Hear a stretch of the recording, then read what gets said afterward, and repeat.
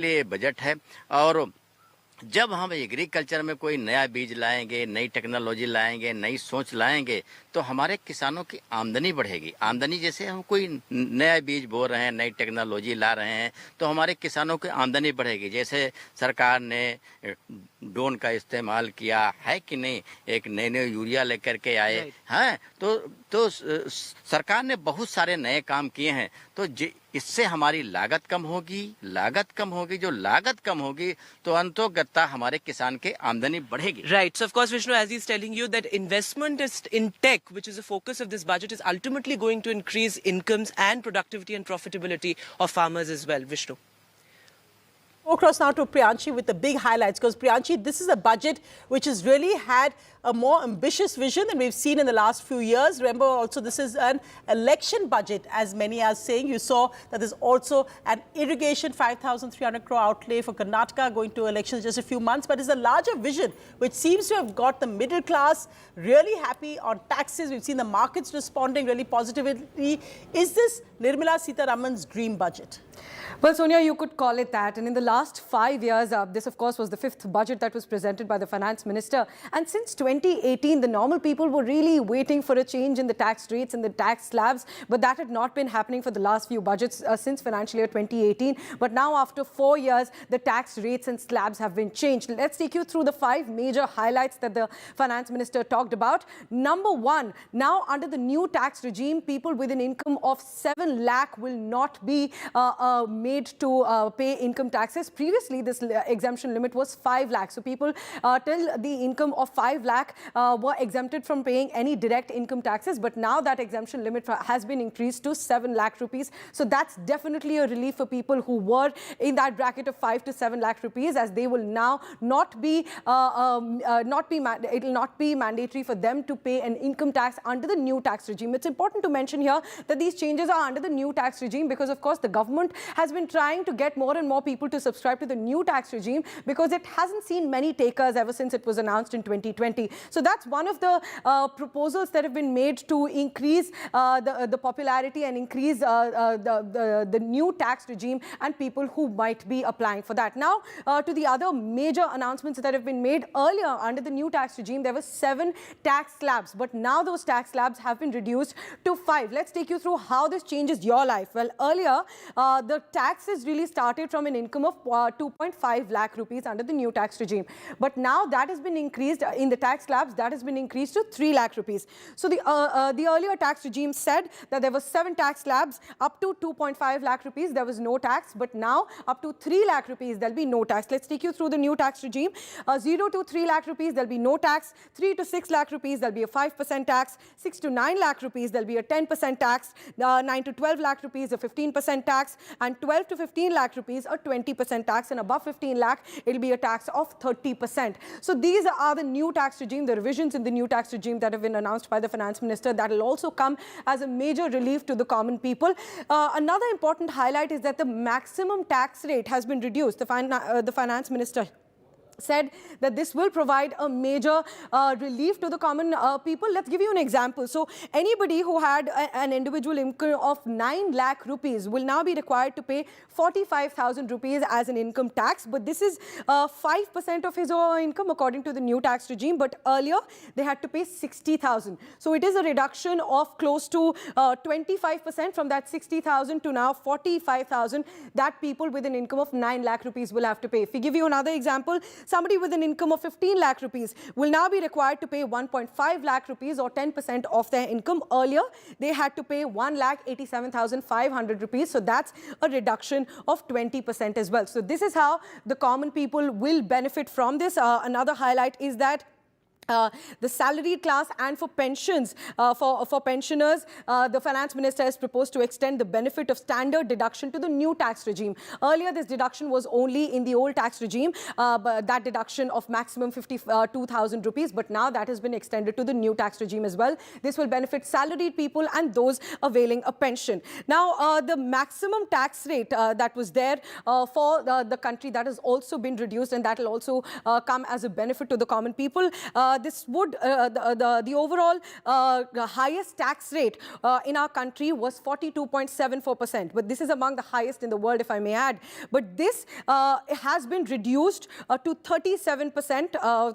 The finance minister has proposed to reduce the highest surcharge rate from 37% to 25% in the new tax regime, and this would result in a reduction of the maximum tax rate to 39%. So the maximum tax rate in our country, which was among the highest in the world, was 42.74%, but that has now been reduced to 37%. Lastly, the limit of 3 lakh rupees for tax exemption of leave encashment on retirement for non-government salaried employees, which was fixed in the year 2002, has now been, the limit was 30,000 per month, but now it has now been increased. So these are the major announcements on the tax front, but this of course will cost the government as well. And let's take you through the government's cost through this. As a result of these proposals, revenue of about 38,000 crores will be foregone by the government, but in addition to that, 3,000 crore will be mobilized. So overall, these new tax proposals will cost the government 35,000 crore rupees. Just wait, because this really, for this budget, for most of us, is all about taxes. So there are many, many other big headlines also on capex investment and the green budget in a sense. But let's just focus on the taxes. So we have a very special panel with a series of tax experts here. We've got personal tax, corporate tax, indirect tax, and all the various taxes questions to ask. So let's go across first on personal tax, Mr. Divya Baveja. That's what interests most people. Now, we haven't seen changes like this since 2018. So for 4 years, this was perhaps the finance minister's last chance before an election. What's the big headline for you out here? See, I think the big headline is that the government has been pushing for the new tax regime. When it was introduced, the idea was to make it simple, take away the deductions and just have a simple slabs. And so that was not seeing many takers on that. So I think that is one reason if you see all the changes that she has proposed are all towards the new tax regime, whether it is the standard deduction, which was not there earlier, whether it was in the context of the slabs, which have got changed. It's important to explain that to viewers. You're only getting these deductions, which is announced, if you migrate to the new tax regime. Yes. In fact, also, she's made a very specific point that now it is the default tax regime. So if I were to go and file a tax return today, it would take me to the old regime and I could opt for the new regime. So it is the other way around now. So the new regime becomes the default regime, and then you can go and opt for the old regime. So that is the big difference. And I think when we look at the people who are earning above 5 crores, what she talked about, the rate going down from 42.73 to about 39%, that is again available in the new tax regime. So I think what a person needs to see is under the old regime where I get all the deductions, is that more favorable to me vis-a-vis the new tax regime, which has the new tax slabs which are better compared to the old regime, and the surcharge and standard deduction. So one would really need to do a cost-benefit analysis and then take a call whether to go for new or the old one. Yeah. You know, Mr. Malhotra, one of the key points over here is a big benefit is there for the middle class and those who earn up to 7 lakhs. Right? So there is no income tax. That's gone up from 5 to 7. We're talking only about the new tax regime. But by the face of it, this is a huge jump for those. You know, I mean, you don't have to pay taxes between 5 and 7 lakh rupees. This would benefit how many, you know, I mean, what sector? A large number, right? And it's a very popular number, but I think the earlier Revenue Secretary in the morning, I think on one of the channels, he was saying that, you know, there are 7.5 lakh taxpayers, individual taxpayers, and out of that 1 lakh really pay any taxes. So I think with this limit being enhanced from 5 to 7, I think we have to see what is the impact going to be on that on the overall number of taxpayers. The 1 crore out of 7.5. Right. So now how much will be that 1 crore? Will it be 80 lakhs, 70 lakhs? So that's what's going to be seen. Whether this 2 lakh really makes a material difference. Also, the highest surcharge has gone down from 37% to 25%. Yeah. So that's interesting, isn't it? Yes. So again, that is under the new regime. So if someone was under the new regime and was paying almost 43% taxes, now you have a saving of about 4%. So you pay at about 39%. Yeah. So that's a big saving for people at that level. Yeah. Ms. Roy, what about on indirect tax? What are the big gains that you see, or do you feel that more could have been done in that area? What do you feel about indirect tax? So this was actually amongst the shortest speeches on indirect tax. So, but saying that there were some changes announced from customs. She spoke about, priorities around green mobility, about enhancing domestic value addition, and she made certain announcements. So one was with respect to exemption of capital goods, customs duty exemption on capital goods used for manufacturing lithium-ion batteries for electric vehicles. So that was one.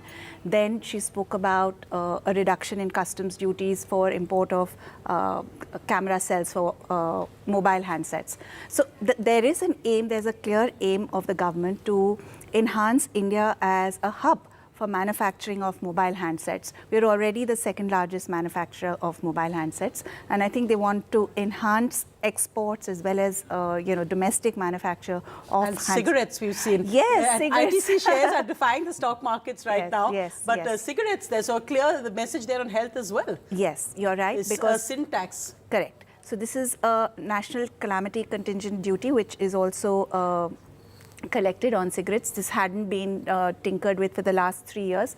Usually it happens on a year-on-year basis for cigarettes, but it hasn't. But this year's budget has seen an increase there. So yeah, Right. so these are the, We've got some wonderful guests joining us at this stage. Sumant Sinha, the chairperson and CEO of Renew, joins us. We're also joined by Sangeeta Reddy, the joint managing director of Apollo Hospitals. Thank you both very much for being with us. Let me go across to Sumant Sinha first. The outlay, Mr. Sinha, as far as green energy is concerned, is absolutely huge. It's perhaps a record for any country which is a developing economy. So in context, what does this mean for us? Well, it means, I think, Vishnu, very clearly that the government is taking its obligations on converting India into a green economy very, very seriously. And it's not just doing so in the area of the energy transition, which of course has always been a focus of this government. Yeah. They've allocated, for example, 35,000 crores through MOPNG for energy transition, which is clearly meant to look at some of the fossil fuel sectors and see how we can transition those into cleaner areas. And then I think there is, of course, a couple of things that have come in for the clean energy side, which is really the 4,000 megawatt hours of battery viability gap funding, and then also the issue of the Ladakh transmission line, which I think is very interesting because that will lead to the further development of Ladakh, given the fairly good wind and solar resource in that area. But then beyond that, I think the government has really spent a lot of focus and attention on figuring out how to really take the Prime Minister's philosophy of life into a number of different areas and really look at the economy from a circularity standpoint. It includes things like scrapping old vehicles. It includes things like waste to energy plants, also giving credit to various corporates to go green, looking at mangrove plantations and so on. So quite a lot of different things have been thought through in this budget, and a lot of encouragement given not just to the most obvious elements of the clean energy area, but I think trying to really broad base into much more different areas, including by the natural farming as a way to cut down fertilizer subsidy and so on. Hydrogen mission, an outlay of 19,700 crores. We've spoken about this in the past. The aim is to reach 5 MMT by 2030. That is very much the future, or one of the key steps towards achieving, energy independence. So, do you welcome that step, green hydrogen?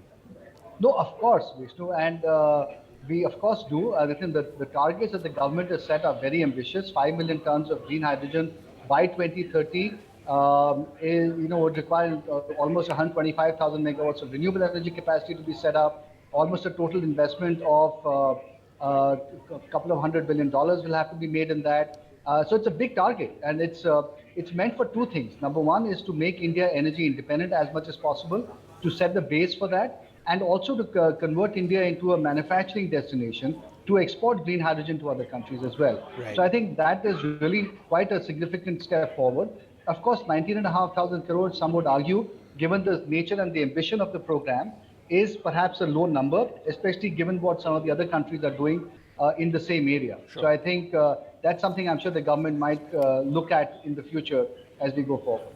I think that's an interesting point, Mr. Sinha. And if I can bring in Sangeeta Reddy on a vision of the government, and you may agree or disagree, but how a vision of the government has been incorporated in these budgets outlays. So you're seeing a big focus on growth expansion. You're seeing fiscal discipline and consolidation coming up as major points. Ms. Sangeeta Reddy, of course, you earlier represented FICCI and also as Apollo Hospitals. Do you think this focus on growth, on fiscal consolidation and discipline is key with India's aim to getting to a $5 trillion economy? So absolutely, I think it's significant. It is movement in the continued and stated direction of growth for the country with ease of doing business as well, and a good infrastructure and a governance which attracts foreign investment, which brings in other players, which stimulates startups. So this is clearly a growth-oriented budget. In addition, I want to kind of say that the angle which I'm seeing in this budget is also in the year of G20. I think there's a very interesting global outlook strategy. So you are seeing a focus on environment, and you remember the COP obligation that we had, that we would have 50% green energy. So this is movement in that same directions of commitments made to the world. I see the mentions on women and special focus on that. So it's equity, it's environment, and it's growth. So I believe those are a combination, while there's an underlying strategy of infrastructure, which is, one of the triggers for growth or one of the important levers for growth. In addition to that, I think the tax regime and the, continued rationalization of tax regime, making it more friendly, more money in the hands and of in fact, so I think so for the middle class and for growth, big messages, but for someone from your sector, because education and health, now that's something that everybody argues that education and health is something which is never given the share of the GDP that it should get. Do you feel that health, in a sense, that sector has been left behind, especially given the 2 years of the pandemic that we've seen? So I would have wished for more statements specifically on healthcare, right. But I'm waiting to see the fine lines, because if you have a good infrastructure allocation, much of that can move into health infrastructure. Ma'am, what the government... nursing colleges, sorry, yeah. Yes, Vishnu? No, 157 new nursing colleges co-located with 157 medical colleges. That, to me, as I remember, that's the only announcement in healthcare. Would you have expected more? That and the research, I would have expected more, but that one and the research point. Yeah. So I believe that we should go as a healthcare sector, look at the infrastructure and look for more allocations there. Look at the tourism, because medical value travel is definitely getting a big push from the government. So I'm hoping that the tourism will have allocations for medical tourism. And interestingly and importantly, that the research which is starting off small, that we can highlight more on research, because the future for healthcare is really about new methodologies. The offshoot on the AI and those focus will also have a health specification. Impact. So we have to work with the budget, and if we're putting more money in the hands of the consumer, we know that this is predominantly a self-pay market in India. No, and I think the finance minister really taking advantage of the economy's resilience currently at a time when we are the fastest growing economy amongst all major economies. But I'd like to bring in Mr. Sidhwa here to talk really about direct tax. So when we're looking at the headlines, it's also about tax collection and the government wanting to expand the tax base. They need to fund their welfare schemes. They're looking for more expansion for infrastructure investment also. How do you think these changes will it increase a tax base? What do you think would be the biggest impact of these, besides, of course, putting more money into the pocket of a consumer? So I think the finance minister started off by saying that we have done a lot in terms of bringing compliance in a good place, in the sense she talked about how many returns actually got processed electronically, how many days refunds took to get issued, and the number of days coming down going forward. She also laid down the path of something which is called the consolidated return form. So that means one return form, a common return form for all types of assessees. And this is based on a philosophy of having a smart questionnaire. So the return actually starts off with a series of smart questions, which when answered point a taxpayer to the correct return form. The Saral form plus, right? Exactly. So today, you actually have to read through all the forms. what each form you're actually supposed to fill, this will actually take you through a process of, through some smart questions, get you to the right form. So I think that's a very good step. It's going to help us. The other two things that I felt done, which is really very good, is opening up and freeing up the appeal process. Yes, I know. Now, one of the things that has been announced is this creation of 100 posts of what she calls as Joint Commissioner of Appeals. And essentially, they will take over the pendency of low-level appeals. We need to look at the fine print to actually see what is the criteria and cutoff between a Commissioner Appeals and a Joint Commissioner Appeals. But essentially, today what's happened is because of the pendency through COVID and the fact that the faceless appeal system has really not completely kicked off, there's a huge pendency at that second level of appeal just after you complete an assessment, just after, and that's revenue locked up for the department as well as unnecessary hassles for taxpayers. So unlocking that seems to be a very, very smart move. Let's just see if we can go across to Nidhi at if we can, okay, let's go across to Mr. Chatterjee joining us now, the Managing Director of the Lakshmi Group. Mr. Chatterjee, for you, what are the big headlines out of this budget? Are you happy with the whole infrastructure expansion, the growth focus that this budget is giving? Absolutely. I think given that this is a last budget of this term of the government, it is a bold, development-oriented budget. In terms of reducing taxes, I think that will also be increased expenditure, especially in the middle class. The focus of green and organic is very good for the plantation sector, agriculture sector.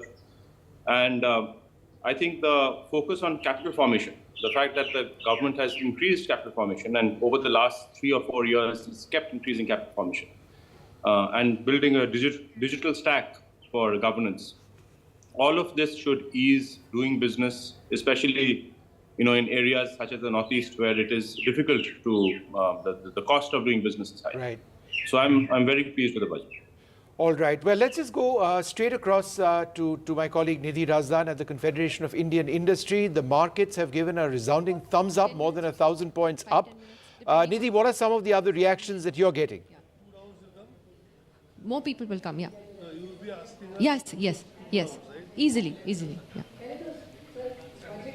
All right, we'll come back to Nidhi. Okay, welcome go ahead, to Nidhi. everyone from the CII NDTV special here in Delhi. We're getting first reactions from members of Indian industry. Please let me welcome Mr. D.K. Sen from Larsen & Toubro, also Vipin Sondi, who works with CII on future mobility, on innovation, technology.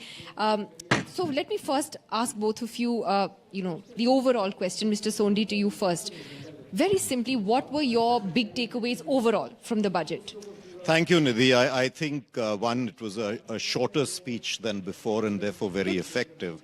But I think the impetus on growth, on jobs, on women, on youth, but technology-driven, which is where, we have a lot of focus, was tremendous.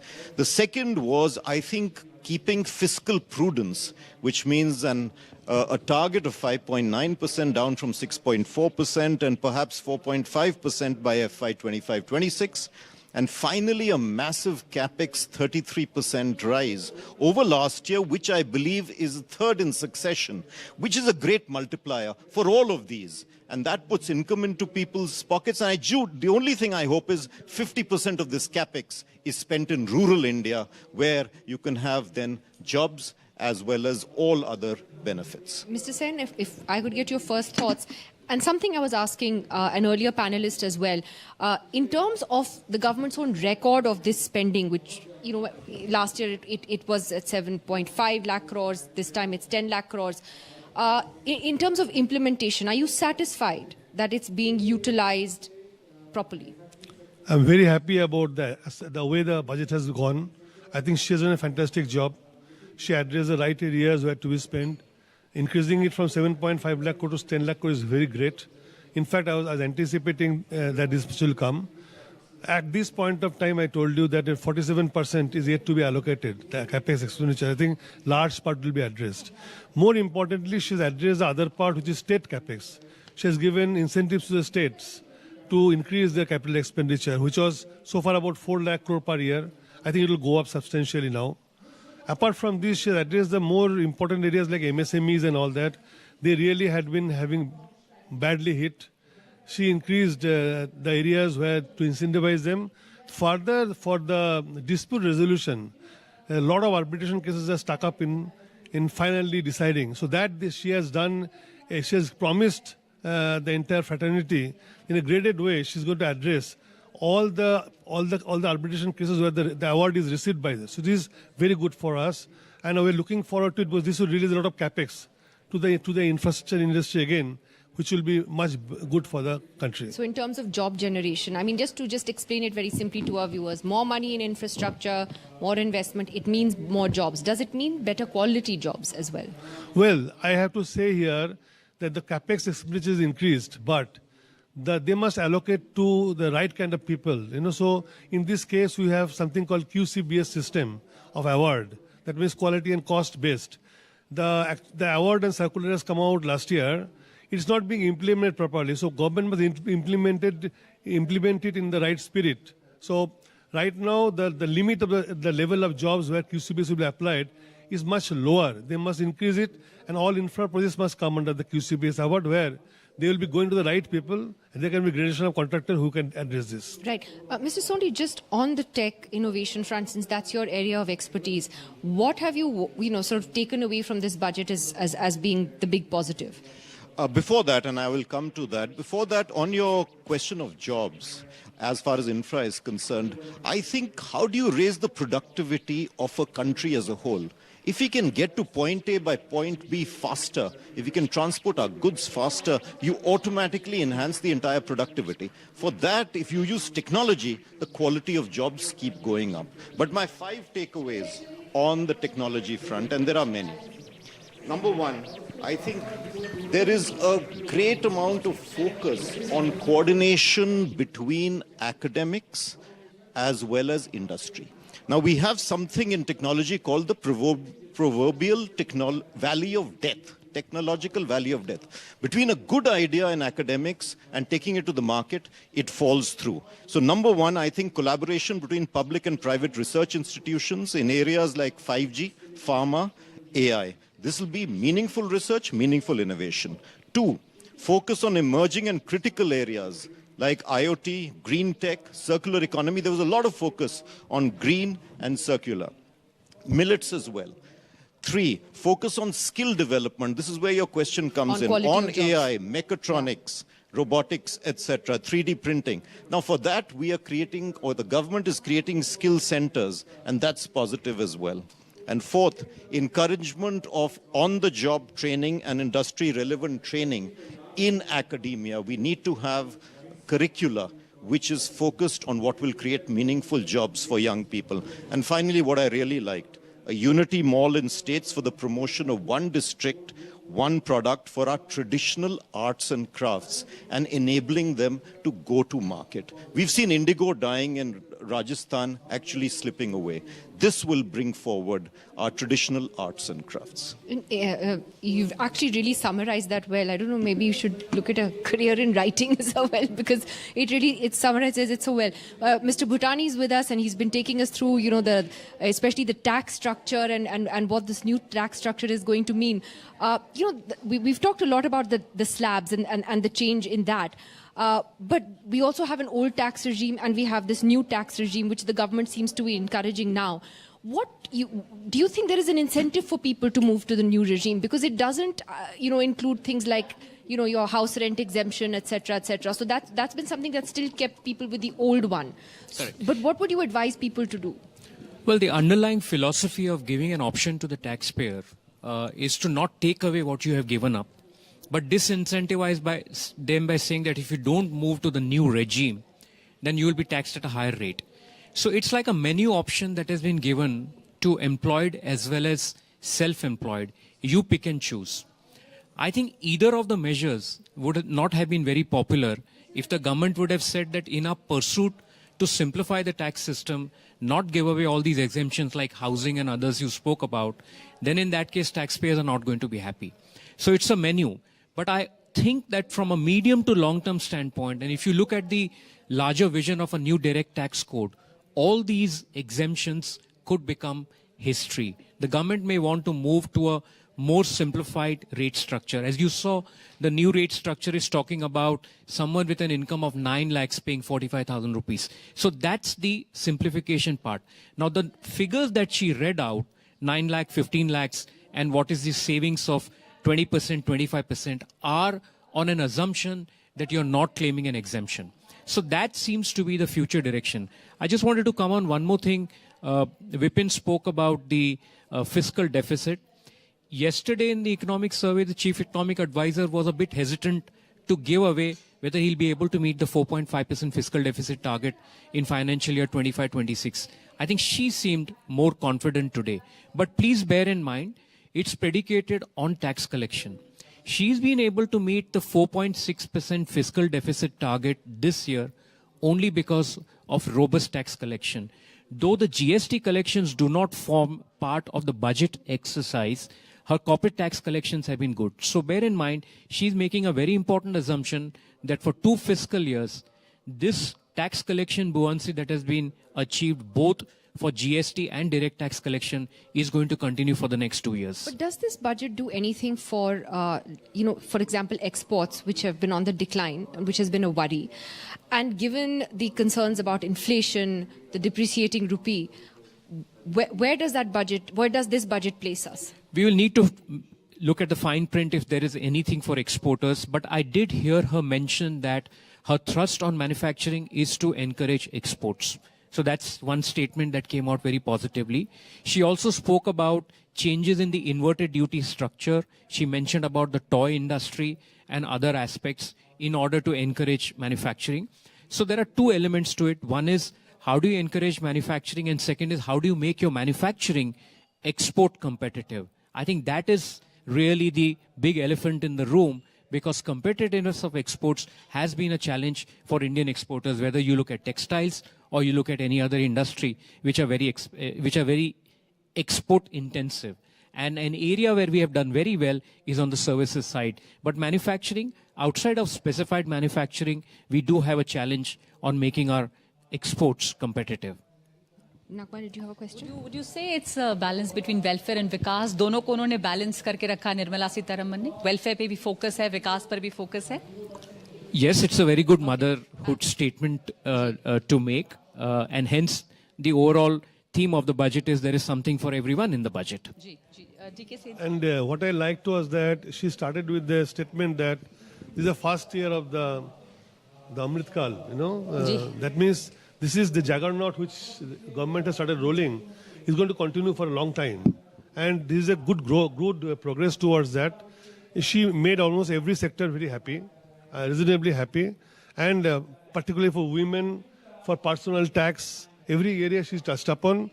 I think this is going to be taken very positively by the people of India. And further, we expect some more things to be refined. Such as? Like say, this manufacturing sector, I have spoken earlier also about everything to be done to make sure that things are manufactured more in India than imported. Everything. And in fact, there are some global tenders where international companies come and bid for it. If there is a deemed export benefit there, they get the deemed export benefit because they don't pay any taxes, whereas we don't have the benefit. So we pay more money. So Indian contractor becomes more costly than the international contractor. We're going to just take a moment to pause on that and come back and talk about that in some detail. But for now, I'm just handing it back to Sonia and Vishnu at the studio with more reactions to this Big Bang budget. Right, and of course, Nidhi, now it's time to take a deep dive into those numbers. What are the big indicators that have come out? Of course, the big headline is that capex investment that we are getting. We've seen the allocation now raised by 33% to 10 lakh crores. So, Priyanshi, what are the big numbers of the 2023 budget? Well, Sonia, in fact, that was one of the highlights out of the budget, that the capital expenditure has been increased by 33% to 10 lakh crore in the previous financial year, which is the current financial year. So in the previous budget, it was 7.5 lakh crore. Now it has been increased to 10 lakh crore. So the government definitely focusing on capital investments, and that's what the economic survey had also focused on. Now let's take you through the other big numbers from the budget 2023-24. The nominal GDP growth for the financial year 2024 is expected to be at 10.5%. Remember, this is the nominal GDP growth, which takes into account the price changes and inflation as well. The real GDP growth, as expected by the economic survey, is going to be around 6.5% according to the economic survey. But this above 10% figure is taking into account inflation as well. Now, the gross revenue in financial year 2024 will be 10.44%. The GST target for 2023-24 is up 11.95% to 9.6 lakh crores. Remember, GST collections have been increasing for the last few months. Just in the month of January, we recorded the second highest ever GST collections, and the GST collection target for the current financial year has been increased, for the upcoming financial year has been increased by over 11%. Now let's come to the fiscal deficit, which of course is a very important indicator for the overall health of the economy, because fiscal deficit is essentially the difference between the expenditure and the receipts of the budget. So as much fiscal deficit is essentially the difference between what the government is spending minus what the government is receiving. So it's essentially an indicator of how much the government will have to borrow to fund their expenditure. For the financial year 2024, it has been pegged at 5.9%. For the current financial year 2023, the previous budget put it at 6.4%, and that target has been met as announced by the finance minister. So next year, the fiscal deficit target has been reduced by 5.9%, and the finance minister even said that the aim is to reduce it to 4.5% by financial year 2026. We'll have to see when that happens. Now, 10 lakh rupees gross market borrowings in financial year 2024, which is at 15.43 lakh crore disinvestment target as well for financial year 2023-24. There's also 51,000 crore rupees total subsidy for the year that has been announced, and 3.74 lakh crore food subsidy that has been announced, and it was previously 1.9 lakh crore. Now, the allocation for Mahatma Gandhi National Rural Employment Generation Act, that has been at 60,000 crores. So these are the major numbers that have come up from the budget, as many people were pointing out that the budget seems to have a mix of benefits for personal tax and also benefits for capital expenditure, for Manrega. So these are the major announcements that have been made in the budget by the finance minister. Priyanshi, and interesting, of course, also that still that Manrega allocation is still is now at 60,000 crores. So Manrega welfare schemes also very much the centerpiece, even as the focus is on growth and capex outlay. I think one of the key points which we were talking about is linking data. DigiLocker, which I use, which I think is brilliant, absolutely. Aadhaar and PAN. What is it the government is trying to achieve? Because until you told me, I didn't know. I thought your final financial document is PAN. It's not. So, I mean, there are a number of identifiers that are used across. So you have your Aadhaar number, you have your PAN number, you have your voter ID number, you have, I mean, the pension, if you're part of the national pension scheme, you have a PRAN number. All those are identifiers. And the idea is that if you want to triangulate data, or I assuming this is the ultimate objective of the government, is to detect data as to people who may have income and who are not possibly filing a tax return. The idea of triangulating all these sources of data is perhaps the objective of this exercise. So as you start triangulating, you need one single ID to be the triangulation point, and that is possibly the aim of this exercise. We heard the finance minister talking about the increase in the digital payments that are being made in the... Yes. So digital payments are being made, but are they able to actually detect non-filing or people who are having income and who are not declaring the income fully through those digital payments? So with PAN becoming the main identifier, is that easier for people? We've also seen that KYC that they've said that those it will be made a much easier process. Do you think that will help? I'm sure there are complex algorithms that we don't see at this point of time, but I'm sure that the tax department, both in the GST as well as in direct taxes, are attempting to do to try and triangulate this data and make sense of it all. And perhaps making PAN the primary document is the motive for this. Mr. Baveja, what about for senior citizens? Because we've seen also that savings which they can now put, which is under the senior citizen savings scheme, has doubled. What's the big message for senior citizens in this budget? I think the two messages. One is definitely, in terms of higher rebate that they can get. And also the idea is that, it makes it simpler for them in terms of, if you have a higher rebate or you don't have to pay those taxes. So it makes the life simple for them. So I think these are the messages I would say, yeah. Just to come back to the entire digital point, I was actually taking down a few notes over here. Digital payment showed an increase of 76%. That's whopping. In transactions in 2022, they've an outlay of 7,000 crores for e-courts. That simplifies matters. So again, this entire processing through a digital network, 100 labs for developing applications to use 5G services. So this, the backbone, already increasingly the backbone, they're trying to strengthen that, right? Any one of you? Yes, so government is actually looking at strengthening their whole application process, which is the backbone of, processing your tax returns, doing the assessments, processing the refunds. So that whole process is one of the focus areas of the government, and they have been really at it, and they are looking at how do I really improve my systems and make it more robust. Right. So that is the process which the government has actually been working on also with authorities. Yeah. And even if you see the GST end, which is the backbone for GST compliances, it's fairly complex. And at times you find that the government may actually be ahead of taxpayers, on their IT system. So I do believe that, they are focusing, the government does have IT infrastructure, and the fact, like we spoke about, triangulation of return filings, so that the data is all available with the government, and they're able to conduct assessments and detect any evasion. We're just getting some voices in also from the Confederation of Indian Industry. So let's go back across to Nidhi. Nidhi, what are the latest reactions you've got coming in?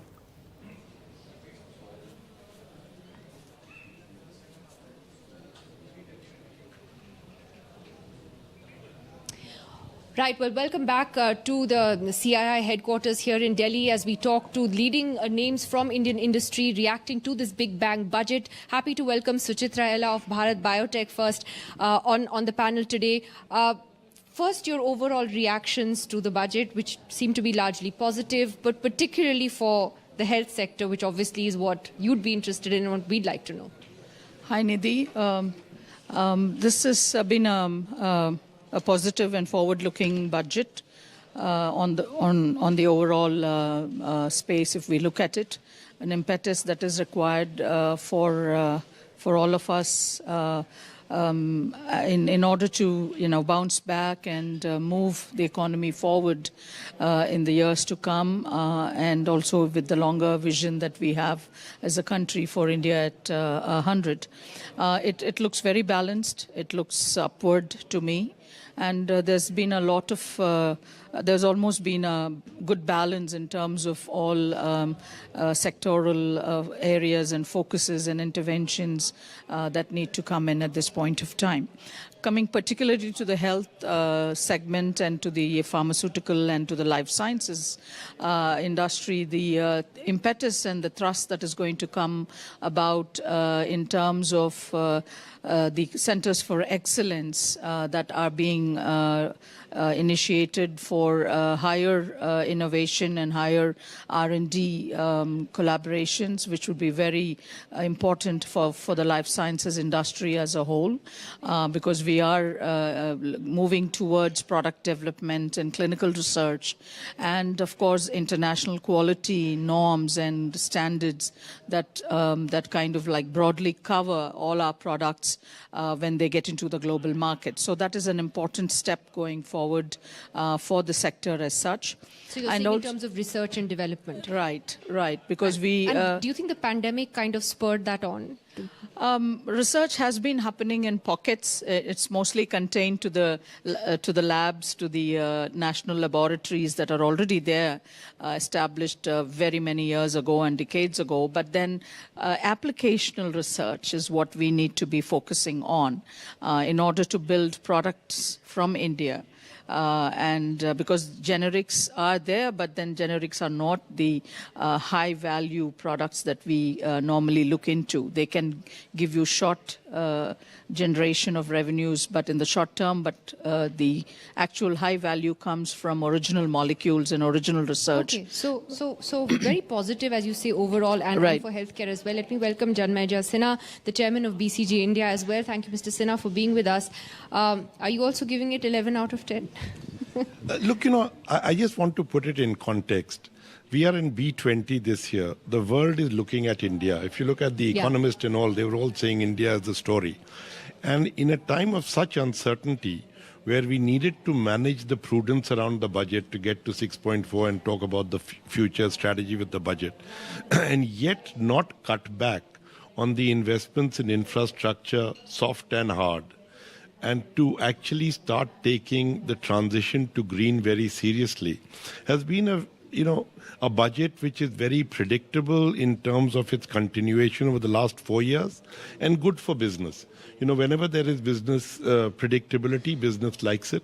And the domestic consumption will also increase with the cuts in taxes for the middle class, which will, when you look at two-wheeler sales and all falling, that will get a fillip straight away and immediately.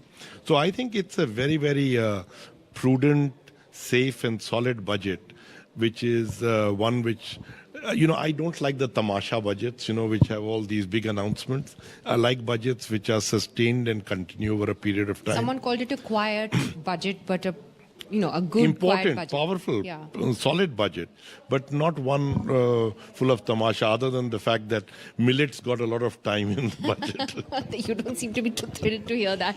But Mr. Bajaj, what did you think? And, given as Mr. Sinha was mentioning, these uncertain times we live in globally, how does this budget place us? And does it place us on that road to 6.57% economic growth, or do we still need to kind of watch how that goes over the next few months? I agree overall with what Janmay said, and I would just add one more word, saying that it was a very balanced budget. So it balanced growth with fiscal prudence, and that is something that we were hoping to see. The significant investment in infrastructure, so the public capex spend, the 33% increase is welcome, should be a big boost to economic growth. But look at it along with that, the additional support, one more year to states for improving urban infrastructure, creating the right environment for municipal bonds, so that this is not just a one-year exercise. This is something that is then ongoing towards your query that the 6.5%, 7% growth, will we see it coming on? Very much this should support that. As we are starting to see growth coming, it's not that growth comes only to large companies. It comes to companies of all sizes. And the additional 2 lakh crore credit guarantee scheme to MSMEs, again, very welcome. So they've thought through various aspects of what needed to be done. Another ask of CII was to help those at the lower income segment and the rationalizing of income tax over there. Again, yes, again a welcome move. And finally, I would say to encourage manufacturing in India, a number of initiatives have been suggested, just correcting the inverse customs duty structure where relevant, cutting customs duty where relevant on parts, on raw materials, on inputs. All of these go towards creating a robust foundation for growth, not only for the coming year, but for coming years ahead. Right. Mr. Rakesh Mittal is also with us from Bharti Enterprises. Mr. Mittal, your thoughts? Well, I would say, first of all, this budget is in continuity on growth orientation as well as on the inclusive agenda of the government. That is something which I believe is the fabric which continues, and we've seen this in the past year budgets as well. And I think more importantly, containing the fiscal budget within fiscal deficit within 6.4% in spite of all the pressures the government had is a clear sign that the roadmap to 5.9% next year and 4.5 by 2025 is something which is doable, and I see that will happen. I would have never seen a very high focus on the manufacturing side, which in the last few couple of years we've seen, including the PLI schemes. We've seen 150 plus manufacturing units on mobile phones, and with the custom duty exemption or concessions which have been granted, that will bring down the prices of mobile devices. But I think more importantly, I would say 2 or 3 big areas of focus which I saw. One was setting up 100 labs, 5G labs in engineering colleges across India to develop solutions on smart classrooms, on precision farming, on healthcare. So I think these are the areas where 5G will be the rock bed or very strong foundation to carry on all these initiatives into the rural hinterland of the country. So unconnected will become connected with a high rollout of 5G and availability in the next year and a half. So in other words, a very technology-driven, that is right. That is right. Push, yeah. The second, I would say, on the tourism, that was a big focus which the finance minister talked about, and more importantly, in public-private partnership and a mission mode. I think anything which Prime Minister Modi has launched in a mission mode has had great success, and we've seen huge positives coming out of there. A DBT scheme to scale 47 lakh youth on tourism. I think these are the things which will not only generate employment, but also bring in tourists not only from international overseas countries into India, but more domestic tourism as well. If we see the last couple of years, a lot of amount have been spent on infrastructure. We also saw 10 lakh crore being provided on the infrastructure for the next year. I mean, all this will lead into religious tourism, medical tourism, which are huge opportunities for India. On the farming side, agriculture, I think clearly I'm seeing a crop diversification program focus by the government. We heard her talk about millets. We heard also moving 1 crore farmers into natural farming. I think all these things are to ensure that the yield per hectare productivity goes up, farmers' income move up, and more importantly, can we look at technological interventions in the farming sector? I would say all in all, this is something which are huge positives. Launch of aspirational 500 blocks will ensure that there will be a lot of investment going in. An interesting update actually is, and I think that's being reflected on our screens as well, that the markets were cheering the budget a little while earlier, but they seem to have not be cheering as much as they were a little while ago, Mr. Bajaj. I mean, this volatility on the markets, it's not that it's unusual. One has seen that after budget speeches earlier also. But is that because people are reading the fine print and perhaps things are popping up that the markets might not be so thrilled about? Well, I've not had a chance to take a look at the fine print. They were about 1,000 points up. Now they're only about 400 points up compared to what they were an hour ago. So as we see the fine print, we'll react if there is something to be reacted to. But I think overall the measures that have been announced today are very positive. The God is obviously in the execution, and so we have to see that they get executed well. And if there are some issues in the fine print, that is something then that we will take up as appropriate also. Right. Mr. Sinha, your thoughts on this market volatility, is it a big deal? I really feel that on the day of the budget, even the markets don't know whether to be volatile or not. So they just keep moving up and down to keep everyone attentive. But I really feel that, the long-term plumbing that is being put in place will help the foundations of the economy. There are 2 or 3 subtle points which were made, which are really important, which haven't got highlighted as much. India will become data rich before it becomes rich. And the government is trying to empower people to use their own data. Now, even the fact that you'll have a repository for information which you can share with different government agencies makes life a lot easier, and you hold that data. The other thing is that she said that regulators, financial services regulators, who have for a long time had a free run, will have to look at their regulations and take public input.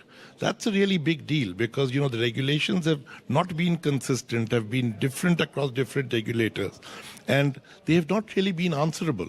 And now they're being made to answer, which is a great thing. And then again, the transition to green. So I think long-term trends that are being picked up are really solid. And, I would not look too much on the movements of the needle. Well, we said they were cheering and then, now they're cheering, but maybe not as much as they were earlier. I have to, take a break at this point. I'd like to thank you all very much for joining us with your initial thoughts on the budget. As we said, we are also looking at the fine print. There seems to be a market-linked debentures tax as well. Insurance payouts above 5 lakhs are going to be taxed. So that's interesting, and that might, worry some people. But I'll just hand it back to the studio for the moment. Vishnu? Thanks so much, Nidhi. And of course, there's some fine print coming out now on taxes. We're just going to discuss that. But first, let's not forget what this is about. This is the Finance Minister's 5th budget, the Modi government's last budget before elections next year in 2024 and key state elections coming up. So let's just look at the highlights of what some are calling Finance Minister Nirmala Sitharaman's dream budget. Personal income tax. I have 5 major announcements to make in this regard. These primarily benefit our hard-working middle class. The first one concerns rebate. Currently, those with income up to 5 lakh do not pay any income tax in both old and new regimes. I propose to increase the rebate limit to 7 lakh in the new tax regime. Thus, persons in the new tax regime with income up to 7 lakhs will not have to pay any tax at all. I had introduced in the year 2020 the new personal income tax regime with 6 income slabs starting from 2.5 lakh. I propose to change the tax structure in this regime by reducing the number of slabs to 5 and increasing the tax exemption limit to 3 lakhs. The new tax rates are 0 to 3 lakh, nil. 3 to 6 lakhs, 5%. 6 to 9 lakhs, 10%. 9 to 12 lakh, 15%. 12 to 15 lakhs, 20%. And above 15 lakhs, 30%. This will provide major relief to all taxpayers in the new regime.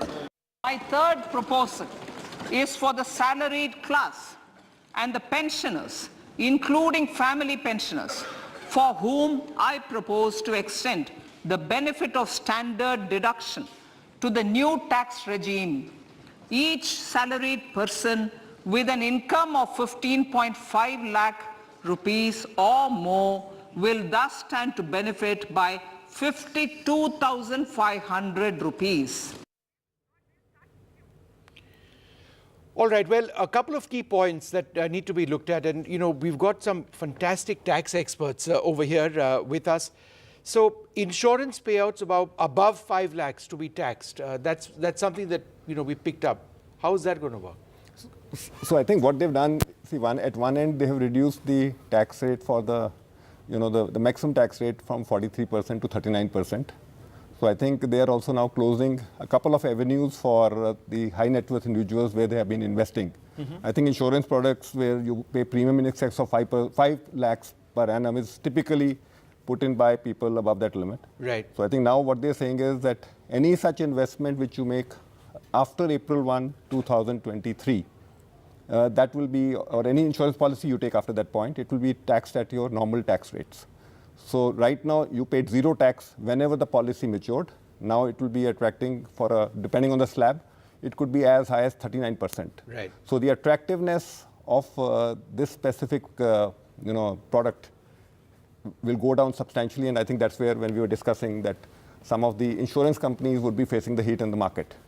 So as the markets are seeing that fine print. The markets have gone down a lot. Also, of course, that point on capital gains tax on residential property. Now, that again is another avenue which above 10 crores, the cap is now 10 crores for capital gains tax on residential property. What will the impact be of that? So what the law earlier said or currently says is that if you have sold any residential house property and if you make investment in any other new residential house property, then there are exemptions available under Section 54, and so there was no limit earlier in terms of the kind of capital asset you were purchasing or the capital gain that you were investing. Now that gets capped at 10 crore rupees. So someone who, say, as Vishal said, when you talk about HNIs where there is capital gain is substantially higher, you would see that getting capped at 10 crores now.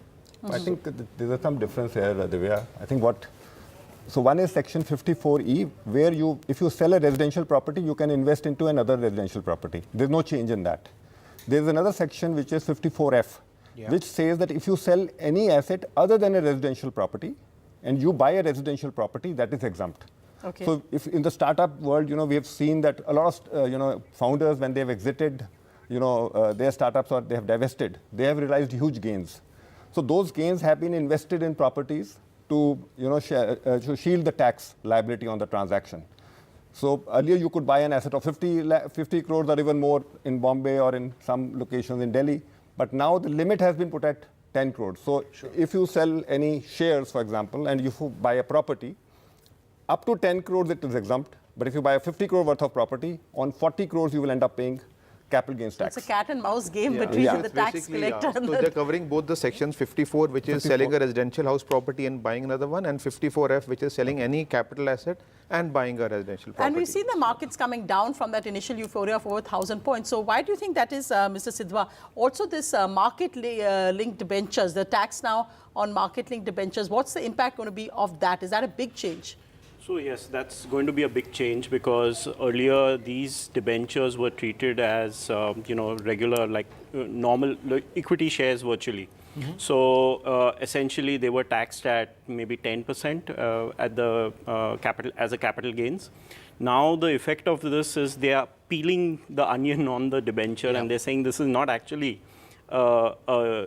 equity kind of a unit. It's actually a derivative. It includes a interest portion which is built into the debenture, and consequently it should be taxed at the correct rate. So they've actually unpeeled that transaction, and they've said that no, this is not a security, just a vanilla security. It's actually something more than that, and therefore they've now prescribed a separate way on which capital gains has to be calculated. And because it's going to be a different way, it can go up to a peak rate of 30%, whatever is the tax rate applicable. Well, one of the things that we've been trying to do is, just in terms of getting an idea of what the overall picture is, number one, taxes, everyone's talking about that, but also what's becoming more expensive for you to buy, what's becoming cheaper. Ankit has got details of all of that. Ankit? All right, thanks, Vishnu. In fact, on this budget, while the focus, of course, is on the markets, people, middle class specifically, only interested in what's happening as far as their tax slabs are concerned. So, as the finance minister said, the new tax regime, that will be now the default tax regime for people. They are, in fact, trying to popularize the new tax regime, which has been in existence for the last couple of years, but most people still on the old tax regime. So now it will become a default regime. That means that if you want to go for the old tax regime, you will have to tell your chartered accountant or your company that you want to opt for the old tax regime, because the new tax regime will now become the default tax regime. Now, individual tax rebate has been increased to 7 lakh rupees under the new tax regime. And apart from that, the tax rebate is up from 5 lakh rupees to 7 lakh rupees in the new tax regime to make it more popular as far as the taxpayers are concerned. Individual taxpayers are concerned, income tax payers are concerned. The tax slabs in the new regime have been cut from 6 to 5, as the finance minister was saying. Now, income above 9 lakh rupees and up to 12 lakh rupees will be taxed at 15% under the new tax regime. Now, the maximum deposit limit for senior citizens has been enhanced from 10 lakh to 30 lakh rupees. And the other measures that the government has announced in the budget for the middle class, for various sections, for youth. In fact, it has been announced that the stipend support will be for about 47 lakh youths. Apart from that, the government has also said that the scope for DigiLocker services will be expanded. This is something that the government is, in fact, working towards to simplify not only the way we process our documents, we present our documents, the KYC norms will also be simplified, is what the government has announced in the budget. And apart from that, cigarettes have become costlier. The duty has been raised by 16% as far as the cigarettes are concerned. So on a lot of things, people are in fact talking about how it is going to impact. But just to give our viewers a very quick example as far as the tax regime is concerned. Let's say you are, and this is what the finance minister, in fact, also announced, there'll be more money in your wallet under the new tax regime. If your income is 9 lakh rupees and it falls under a new tax regime in the 9 lakh rupee slab, you will be saving 15,000 rupees extra. And if your income is 15 lakh rupees, if that is the slab that you fall in, then you will be saving about 37,500 rupees extra. What are the things that are getting expensive and what are the things which are getting cheaper? So cheaper parts of mobile phones, parts of TV panels, machinery for lithium-ion batteries and raw material for EV industry. So electric cars and apart from that, mobile phones and TVs, the cost might be coming down. What is getting costlier? Cigarettes, imitation jewelry, silver, electric kitchen chimney, and imported bicycles and toys would also be now, in fact, getting costlier.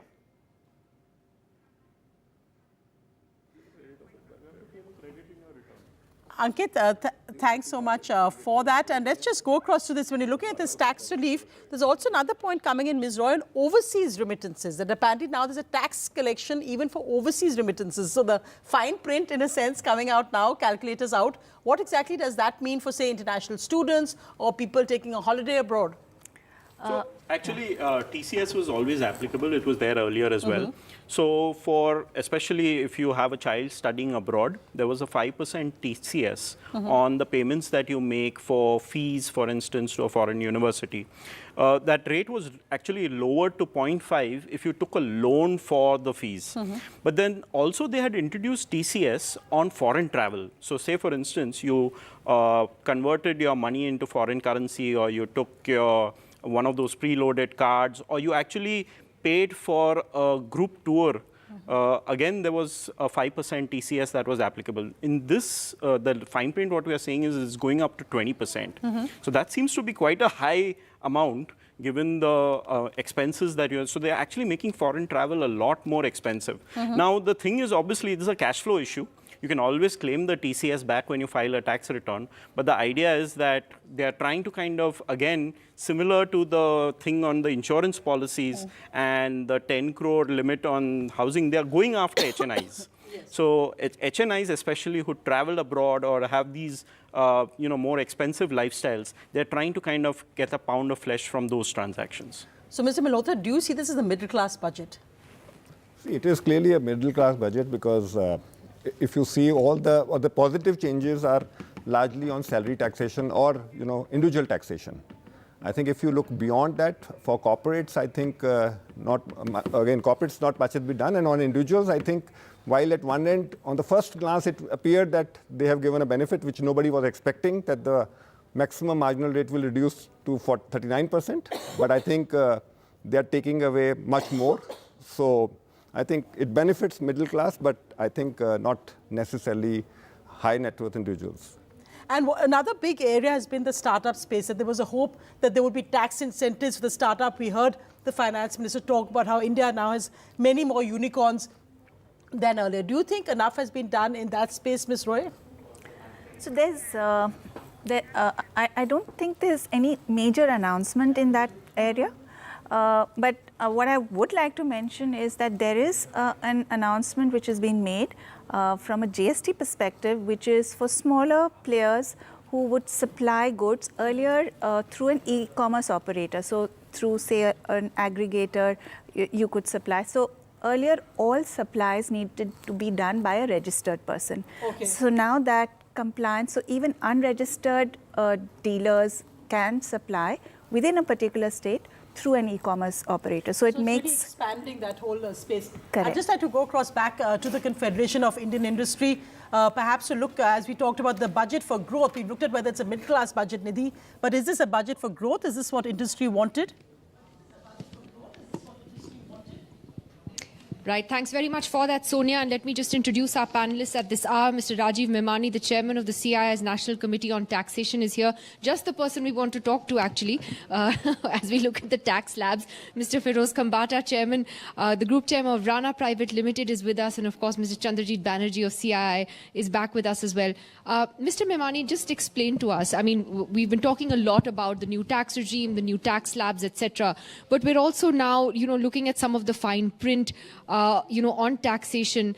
Can you explain to us, what else is coming out in terms of how, this budget is going to impact our tax payments? Yeah, no, I haven't, honestly, I haven't read the fine print as yet. But from what I understand, from what's been stated in the budget speech, I think there's a clear emphasis by the finance minister to move from the existing regime to the new regime. And a lot of incentives that are being provided are for that. So earlier, for example, the slab rates have been reduced up to 7,50,000. People will not be, income levels up to that will not be paying taxes. Earlier, standard deduction was not available to the new tax. Now, standard deduction up to 50,000 rupees will be available. Or the maximum marginal rate has been taxed. So basically, Nidhi, when the earlier things came, when the earlier new tax regime came, people were not shifting because it was not beneficial. Now, at least our view is that people will have to evaluate. But for generally people who are not paying HRA, who are not claiming HRA, up to 50 lakhs of income, I think a lot of them may shift to the new tax regime, which will give them some benefit. And also a lot of people who have much higher income levels, say income levels above 2 crores, 3 crores, I think a lot of them may also shift to the new tax regime. So I would say that probably is a positive. It's a simpler way of doing tax. It would have been good if the government would have also done something on the health and medical side, because that's something that expense seems to be increasing. So I would say that is one. The second is, which was mentioned in the budget speech also, that earlier if you had capital gains and if you invested that capital gains in buying a residential property, and that number could be, you could buy something for 30 crores, 40 crores, 50 crores and not pay capital gains to that extent. That number has now been capped at 10 crores. So a lot of the ultra luxurious homes and other things that were being sold, I think that will probably be capped now to 10 crores. Obviously, people who can do a transaction before 31st March will still get that benefit. But after that, that will be capped. And on the indirect taxes side, I think it's still consistent. On finished goods, raise the customs duty. On those things that are required for manufacturing of more value added, they've reduced the customs duty on that, encouraging the manufacturing of green and everything. So there's a lot in tax, both in direct tax and indirect tax. I think there's a lot of consistency in the policy. The absolute numbers that have been taken, much of this was actually on the CII's wish list, wasn't it? Yes, to simplify this and to relook at these slabs. I'd like to welcome Mr. Sanjeev Puri, the chairman of ITC as well. Mr. Puri, in terms of the overall picture though and the big takeaways from this budget, is this the budget that will help India's growth? Absolutely. I believe this budget is progressive, growth-oriented. It is also prudent, inclusive, and I think also reflects a consistency, and which is itself a very good news for business, because a consistent policy framework is very welcome. And it has touched all the critical aspects. The increase in public infrastructure not only spurs jobs and therefore consumption, but also is making the economy ultimately more competitive.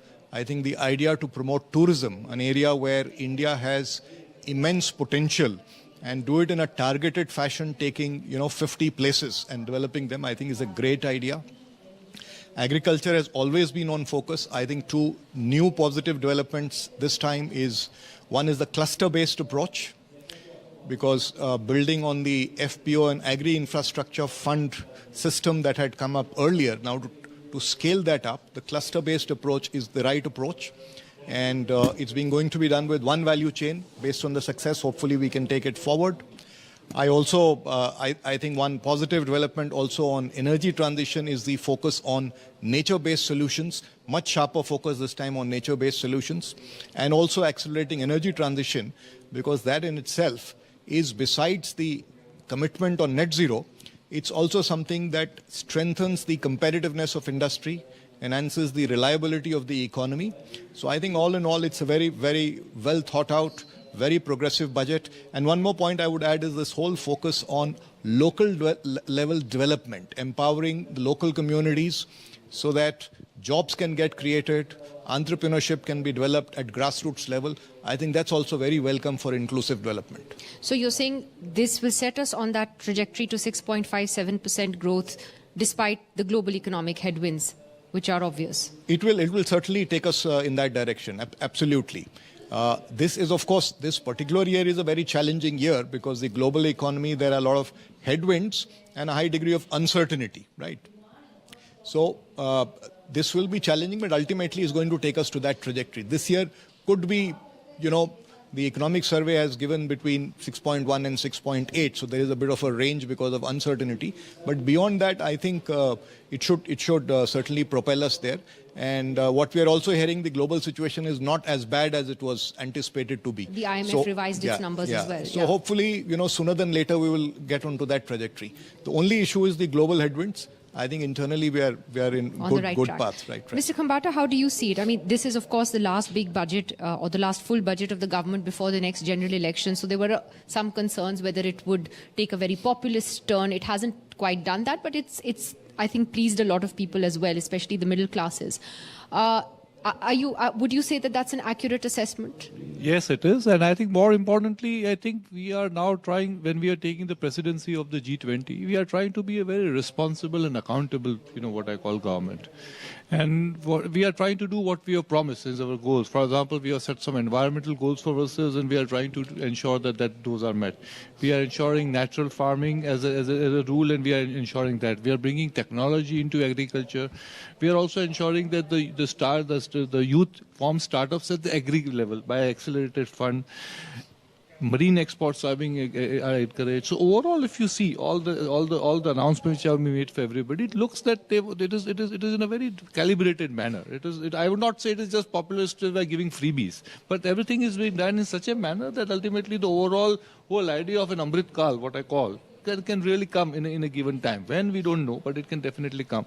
But it will also not come only by announcements, what you see. It will also come if industry participates in the government's various schemes. For example, natural farming.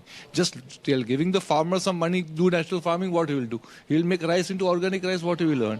But if we can convert the organic rice into a frozen biryani and probably sell it at 10x value, we will increase exports and we will get better value for the farmer also. So I think industry also now has to start partnering with the government in various schemes. Now let us look at millets. India has to now become what I call hub for millets. And I always believe that if Indian exports has to grow in agriculture and food processing. अमृत काल का ये पहला budget विकसित भारत के विराट संकल्प को पूरा करने के लिए एक मजबूत नींव का निर्माण करेगा। ये बजट वंचितों को वरीयता देता है। ये बजट आज की एस्पिरेशनल सोसाइटी, गांव, गरीब, किसान, मध्यम वर्ग, सभी के सपनों को पूरा करेगा। मैं वित्त मंत्री निर्मला जी और उनकी टीम को इस ऐतिहासिक बजट के लिए बधाई देता हूं। साथियों, परंपरागत रूप से अपने हाथ से औजारों और टूल्स से कड़ी मेहनत कर कुछ न कुछ सृजन करने वाले करोड़ों विश्वकर्मा इस देश के निर्माता है। लोहार, सुनार, कुम्हार, सुथार, मूर्तिकार, कारीगर, मिस्त्री, अनगिनत लोगों की बहुत बड़ी लंबी लिस्ट है। इन सभी विश्वकर्माओं की मेहनत और सृजन को देश इस बजट में पहली बार अनेक प्रोत्साहन योजना लेकर के आया है। ऐसे लोगों के लिए ट्रेनिंग, टेक्नोलॉजी, क्रेडिट और मार्केट सपोर्ट की व्यवस्था की गई है। पीएम विश्वकर्मा कौशल सम्मान यानी पीएम विकास करोड़ों विश्वकर्माओं के जीवन में बहुत बड़ा बदलाव लाएगा। साथियों, शहरी महिलाओं से लेकर गांव में रहने वाली महिलाएं हो, कारोबार रोजगार में व्यस्त महिलाएं हो या घर काम में व्यस्त महिलाएं हो, उनके जीवन को आसान बनाने के लिए बीते वर्षों में सरकार ने अनेक विध कदम उठाए हैं। जल जीवन मिशन हो, उज्ज्वला योजना हो, पीएम आवास योजना हो, ऐसे अनेक कदम, इन सबको बहुत बड़ी ताकत के साथ आगे बढ़ाया जाएगा। उसके साथ साथ महिला सेल्फ हेल्प ग्रुप एक बहुत बड़ा सामर्थ्यवान क्षेत्र आज भारत में बहुत बड़ी जगह अपने आप एक्वायर कर चुका है। उनको अगर थोड़ा सा बल मिल जाए तो मिरेकल कर सकते हैं, और इसलिए विमेन सेल्फ हेल्प ग्रुप उनके सर्वांगीण के विकास के लिए नई पहल इस बजट में एक नया आयाम जोड़ेगी। महिलाओं के लिए एक विशेष बचत योजना भी शुरू की जा रही है, और जनधन अकाउंट के बाद ये विशेष बचत योजना सामान्य परिवार की गृहिणी माताओं बहनों को बहुत बड़ी ताकत देने वाली है। ये बजट सहकारिता को ग्रामीण अर्थव्यवस्था के विकास की धुरी बनाएगा। सरकार ने कोऑपरेटिव सेक्टर में दुनिया की सबसे बड़ी अन्न भंडारण योजना बनाई है, स्टोरेज कैपेसिटी। बजट में नए प्राइमरी कोऑपरेटिव्स बनाने के लिए एक महत्वाकांक्षी योजना का भी ऐलान हुआ है। इससे खेती के साथ साथ दूध और मछली उत्पादन के क्षेत्र का विस्तार होगा। किसानों, पशुपालकों और मछुआरों को अपने उत्पाद की बेहतर कीमत मिलेगी। साथियों, अब हमें डिजिटल पेमेंट्स की सफलता को एग्रीकल्चर सेक्टर में दोहराना है। इसलिए इस बजट में हम डिजिटल एग्रीकल्चर इंफ्रास्ट्रक्चर की एक बहुत बड़ी योजना लेकर आए हैं। आज दुनिया इंटरनेशनल मिलेट ईयर मना रही है। भारत में मिलेट्स के अनेक प्रकार हैं, अनेक नाम है। आज जब मिलेट्स घर घर में पहुंच रहा है, पूरी दुनिया में पॉपुलर हो रहा है, तो उसका सर्वाधिक लाभ भारत के छोटे किसानों के नसीब में है, और इसलिए आवश्यक है कि नए तरीके से उसको आगे ले जाया जाए। इसकी एक नई पहचान, विशेष पहचान आवश्यक है। इसलिए अब इस सुपर फूड को श्री अन्न की नई पहचान दी गई है। उसके प्रोत्साहन के लिए भी अनेकविध योजनाएं बनाई गई हैं।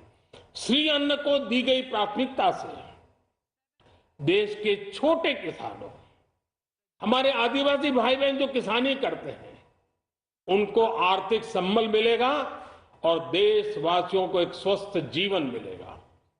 साथियों, ये बजट सस्टेनेबल फ्यूचर के लिए green growth, green economy, green energy, green infrastructure और ग्रीन जॉब्स को एक अभूतपूर्व विस्तार देगा।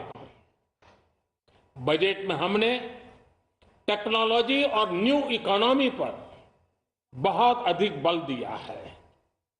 एस्पिरेशनल भारत आज road, rail, metro, port, waterways, हर क्षेत्र में आधुनिक इंफ्रास्ट्रक्चर चाहता है। नेक्स्ट जनरेशन इंफ्रास्ट्रक्चर चाहिए। 2014 की तुलना में इंफ्रास्ट्रक्चर में निवेश पर 400% से ज्यादा की वृद्धि की गई है। इस बार इंफ्रास्ट्रक्चर पर 10 लाख करोड़ रुपए का अभूतपूर्व इन्वेस्टमेंट भारत के विकास को नई ऊर्जा और तेज गति देगा। ये निवेश युवाओं के लिए रोजगार के नए अवसर पैदा करेगा, एक बहुत बड़ी आबादी को आय के नए अवसर उपलब्ध कराएगा। इस बजट में ईज ऑफ डूइंग बिजनेस के साथ साथ हमारे उद्योगों के लिए क्रेडिट सपोर्ट और रिफॉर्म्स के अभियान को आगे बढ़ाया गया है।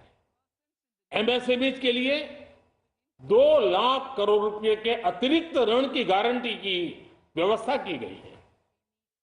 अब प्रिजम्पटिव टैक्स की लिमिट बढ़ने से एमएसएमईज को ग्रो करने में मदद मिलेगी। बड़ी कंपनियां द्वारा एमएसएमईज को समय पर पेमेंट मिले, इसके लिए नई व्यवस्था बनाई गई है। साथियों, बहुत तेजी से बदलते भारत में मध्यम वर्ग, विकास हो या व्यवस्था हो, साहस हो या संकल्प लेने का सामर्थ्य हो, जीवन के हर क्षेत्र में आज भारत का मध्यम वर्ग एक प्रमुख धारा बना हुआ है। समृद्ध और विकसित भारत के सपनों को पूरा करने के लिए मध्यम वर्ग एक बहुत बड़ी ताकत है। जैसे भारत की युवा शक्ति ये भारत का विशेष सामर्थ्य है, वैसे ही बढ़ता हुआ भारत का मध्यम वर्ग भी एक बहुत बड़ी शक्ति है। मध्यम वर्ग को सशक्त बनाने के लिए हमारी सरकार ने बीते वर्षों में अनेकों निर्णय लिए और ईज ऑफ लिविंग को सुनिश्चित किया है। हमने टैक्स रेट को कम किया है, साथ ही प्रोसेस को सिंप्लीफाई, ट्रांसपेरेंट और फास्ट किया है। हमेशा मध्यम वर्ग के साथ खड़ी रहने वाली हमारी सरकार ने मध्यम वर्ग को टैक्स में बड़ी राहत दी है। इस सर्वस्पर्शी और विकसित भारत के निर्माण को गति देने वाले बजट के लिए मैं फिर एक बार निर्मला जी और उनकी पूरी टीम को बहुत बहुत बधाई देता हूं और देशवासियों को भी बहुत बधाई के साथ साथ मैं आह्वान करता हूं, आइए अब नया बजट आपके सामने है, नए संकल्पों को लेकर के चल पड़े। 2047 में समृद्ध भारत, समर्थ भारत, हर प्रकार से संपन्न भारत हम बना के रहेंगे। आइए इस यात्रा को हम आगे बढ़ाएं। बहुत बहुत धन्यवाद। So the Prime Minister there outlining his vision of a new budget, a new India and a vision till 2047.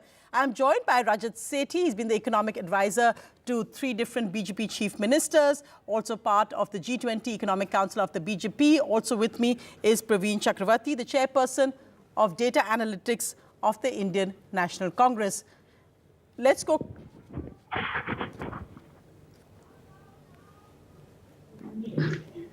Let's just go across first to Rajat Sethi. Mr. Sethi, what would you say there? Now, the Prime Minister really outlining the priorities of the government. Also, the opposition would say an election speech before 2024. And that's what this budget also brought to the table. A big focus there on capex, on a growth-oriented budget, and on income tax changes and on the middle class. Remember the finance minister saying, I belong to the Indian middle class. I feel for them just before the budget. Do you think this is a budget that is please all? Sonia ji, I'll just quote what one professor of the NUS, National University of Singapore, says. His name is Professor Kishore Mahbubani. He says that I don't know how Modi did it, but he has woken up a sleeping giant, which is India. And, you know, this captures the essence of how the world is looking up to India. And these have been repeated exercises which get demonstrated and manifested in form of a budget every year for the past 7-8 years. We have seen a continuity. We have seen that elections have come and gone, but Prime Minister Modi's government has stayed on course, has kept ensuring that we keep our focus on capital expenditure and not get lured by revenue expenses. They have focused, even in this budget, that the pedal should be firmly towards the capital expenditure direction. You look at railways, the allocation there has gone up by 1 lakh crore. That's again into capital expenditure. Look at the government's other public spending, which has gone up to 10 lakh crores. Of course, budget is always a zero-sum game, and it requires a delicate balancing act. Of course, there have been a few allocations which have gone down, but look at the firm resolve of the government that elections will come and go, but we will firmly be backing India's growth story going forward. We will create jobs through capital expenditure and signal to the private sector, which has been shy so far in the Indian story, to signal them that, look, that this is the firm foundation that this government is laying before us. You should also come in and be part of this and crowd in the Indian story. Well, I'm going across to Praveen Chakravarti because he, of course, is the data person for the Indian National Congress. Do you agree with what Rajat Sethi is saying? When you look at the numbers, the finance minister talked also about fiscal consolidation, that she's happy that the fiscal deficit is going to the path she outlined. She said she will ensure that it will be at a target of 4.5% in 2 years. What for you are the big takeaways of this budget? What's the big positive, and what for you is something you would have liked to see more work on? Camera. Hello?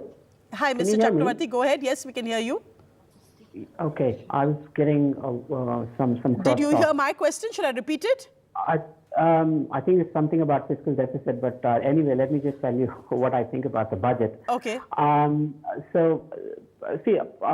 mean, again, I'm speaking more as a political economist rather than a party person at this point. I want to make that clear. See, first, the budget is about accounting and the policy direction for the government of India. Now, the big story of today's budget is an increase in government's capital expenditure, which I will say is good quality expenditure. There's no denying that. But it is both good and bad. When capital expenditure for the government goes up by 40%, from 7.3 lakhs to 10 lakh crores, then that money should come from somewhere. Where is that money coming from, that extra money? It's coming from poor people. How? Narega has been cut by 35%. Remember, Narega is a demand-based program. If poor people go and ask for Narega, by law, the government has to provide them work. As per the Economic Survey's own data that came out yesterday, there are still 7 crore families that have demanded Narega work, which is still higher than what it was before the pandemic. So either the government has only two choices. Either they say no to those poor people that are demanding work because they don't have the money, or they give them work, in which case they will either not be able to spend on capital expenditure or the fiscal deficit is going to go up. So let us not get fooled away by all this big announcements and pronouncements. Like I said, I admit the capital expenditure is a good quality expenditure, but the budget math does not add up. Simple. I'm just going to go across. I want to get in a view from Mr. Sunil Kant Munjal, who's joining us, the chairman of Hero Enterprises. Mr. Munjal, before we get into that data and the capex and where the money is coming from, just that point that the government stepping in and doing the heavy lifting, says Rajat Sethi, in terms of capex expenditure, in terms of infrastructure, whether it's to railways, whether it's to house building, whether it's to various schemes, the private sector hasn't yet come to that level of investment that the government would like to see, especially in pushing growth. Why is that? And do you think that perhaps more needed to be done for the private sector to also be able to step up, and also the announcements made for MSMEs, is that something that you think is enough? So first, the government has been doing the heavy lifting for the last few years because the private sector, you're right, has not invested as much as it ought to have. But that's because the capacity utilization of existing plants has been low. Industry, by its very nature of its business, cannot invest unless the capacity is actually getting utilized. And the wonderful thing about infrastructure spend that the government has done is it has three positive impacts. One is, during the currency of the projects, you create lots of knock-on economic effect, you create jobs. Post-execution of the projects, you improve life for society, industry, economy, etc. And at the same time, you also improve the impression and your rating amongst global investors, global rating agencies. So it is a win-win in spending on quality infrastructure. Plus, we do know we are short on infrastructure, so it is the appropriate thing to do. Is it enough what's been done for MSME? I think if we can address the rural economy and small industry, the large industry will, in a sense, take care of itself. They have the wherewithal, and the small industry really needs help at this stage. And I think it's a good idea, using technology, providing support in funding, improving policy framework.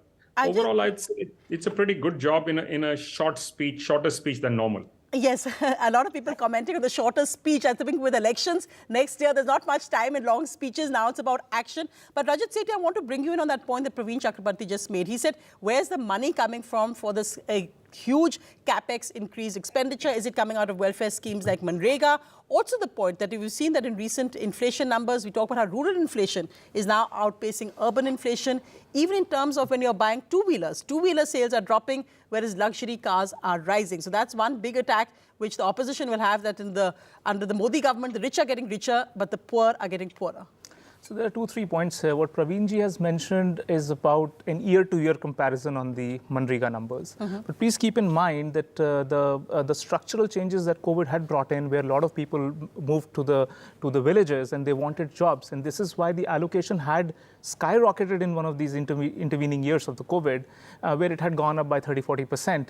And it is now returning to a normalized level of the expenses which were outlaid for Manrega. So I see those years as a blip, but these as a continuity rather than reduction in Manrega. So one has to look at this point from that perspective of statistics. But also, factually incorrect. Also, one more thing that we need to keep in mind is that you can compare the two-wheelers and the luxury cars, but also keep in mind that the tractors have gone up, the sales for tractors, the rural economy is, that engine has started roaring once again. And I think this is going to have a cascading impact on good numbers for the economy in the coming year. Although there is global slowdown, I think it's going to be our rural base, which is going to keep the India story afloat for the next year or so. Praveen Chakrabarti, I'll come back to you on that. I'd just like to go across to Nadir Godrej of Godrej Industries, and really that aspect, because we're seeing also that though the Prime Minister said the budget is a bright spot in the global economy, though India is topping the IMF numbers globally amongst all major economies, the fact remains that we can't remain unaffected by the global recessionary tendencies, by the fact that there are many headwinds. How do you see that playing out as the MD of Godrej Industries when it actually comes to inflation levels, when it comes to consumers being able to buy your products? Do you think these new tax regime changes will make a big difference in putting money into the pockets of consumers? What for you has been the big positive of this budget, and what's been the area where you would have liked to see much more? Mr. Godrej. Yes, the budget is definitely going to be helpful. The tax cuts will be helpful. The budget deficit is not very large. The government's assumption of a very low nominal growth rate of 10.4% means that the budget deficit will actually be smaller than what the government projects.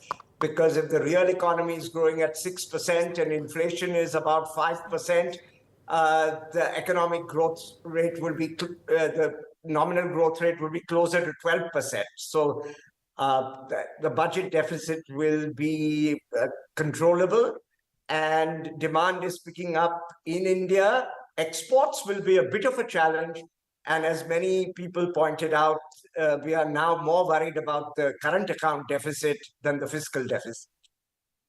And Mr. Srivastava, if you could just come in. Mr. Shashank Srivastava joining us, Sales and Marketing Head of Maruti Suzuki. Now, we know it's been a bumper year for auto sales, but do sometimes the overall numbers hide the data which is so key, that which are the sectors buying, where are the areas where there's stress points, and where are the areas where you feel that perhaps duty cuts or other announcements in the budget could have helped you more? What do you think is the big headline today from the budget for the auto sector?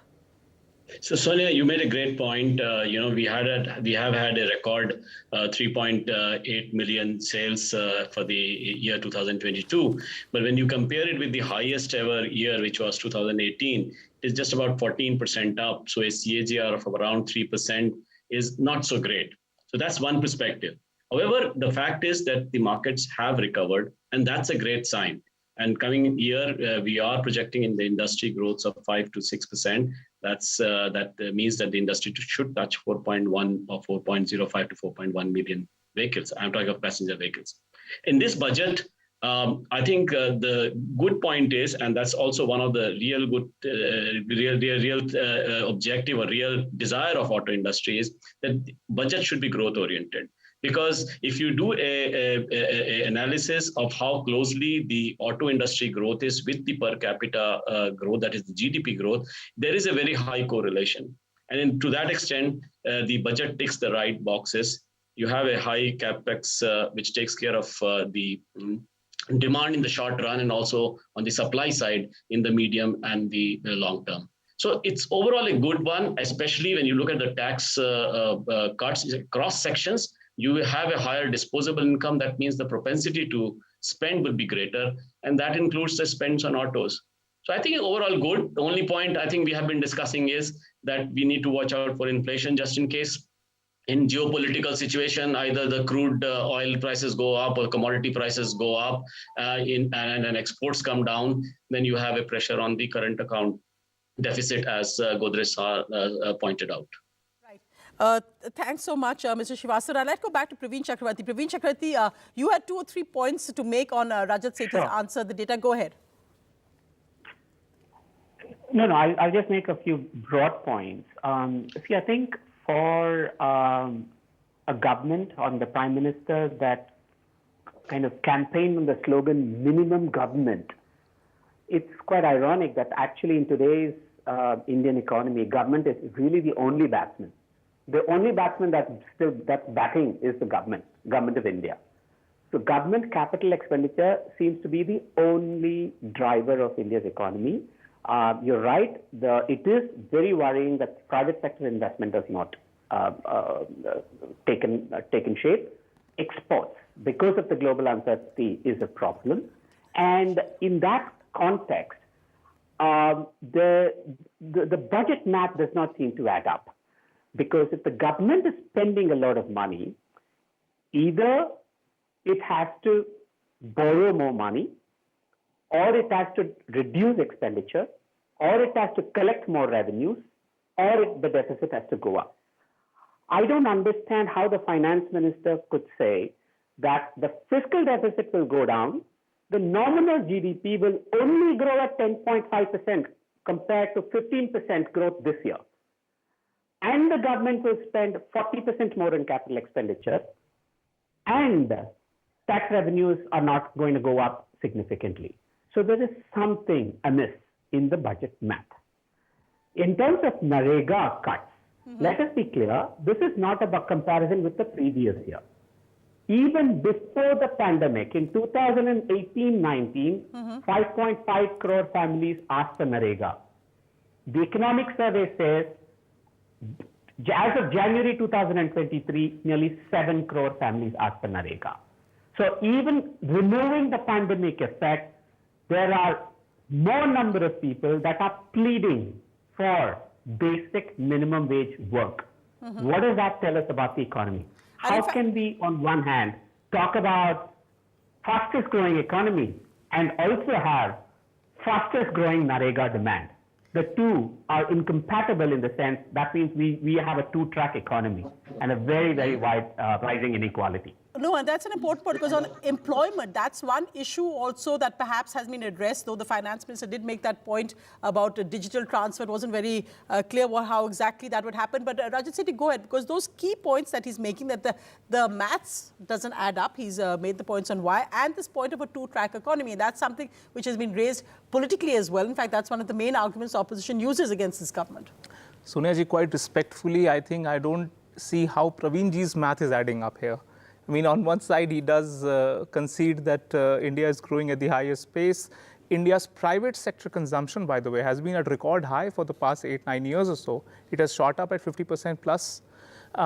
Those numbers are there. You can see that the COVID-related effects have been long past, and the entire economy is raring to go and take a leap forward. There are certainly some global issues, which we've talked about, which will cast some shadows on India's story. But other than that, every other metric that you see, you can see a positive light in each of these stories. Now, given the jobs number, economic survey has clearly discussed, I mean, I personally feel that jobs number is going to be a story which will keep, evolving as the time goes by. All this more people in the formal labor sector. No, certainly, as well, and with all these capital expenditure coming in, you will see a knock-on effect on the jobs number as well. This is why you need to have capital expenditure instead of wasteful revenue expenditure. That has been the mainstay of the UPA years, which directly resulted in inflation and wasted a lot of government money. But it's ironical in the fact that Manrega, the scheme, even though now it's a slightly different, is still the one which the UPA brought in, which is being used by this government. Let me just go across to Umang Bedi, co-founder of Daily Hunt and Verse. Now, that's, of course, a major name in a startup world. But Umang, for startups, there's an agriculture accelerator startup, but perhaps not the kind of tax benefits or the focus that you would have liked. Right now, the focus is very much elections and the middle class. So thanks so much. My views are, broad and narrow, and I'll kind of come to both. But I think broadly, when you look at the budget, it is growth oriented, right?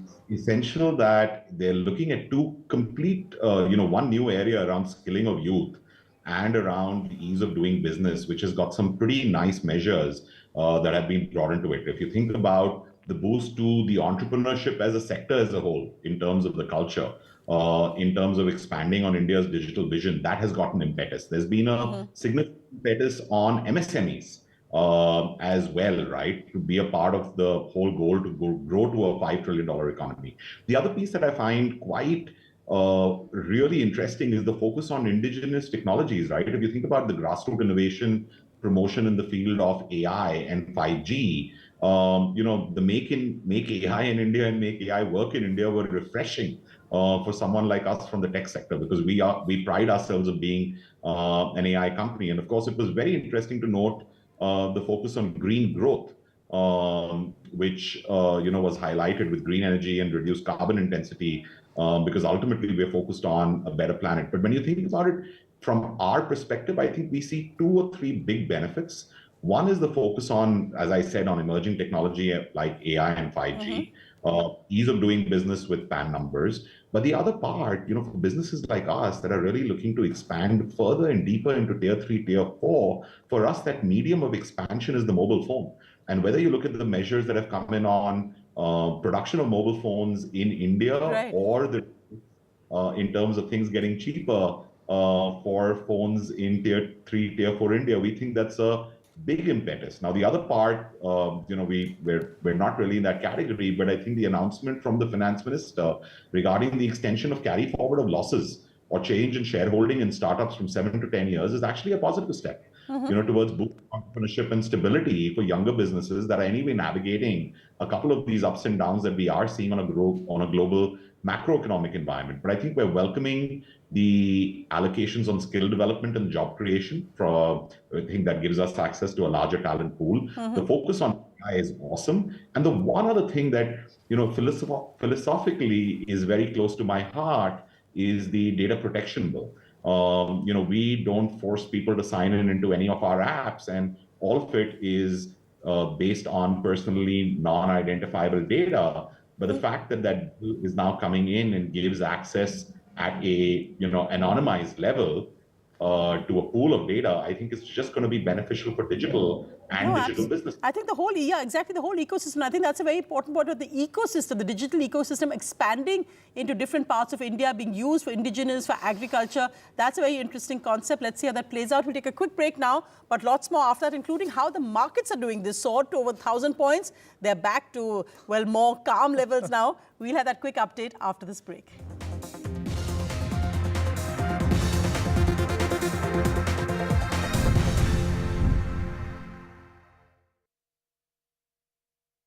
Co-powered by LIC, हर पल आपके साथ.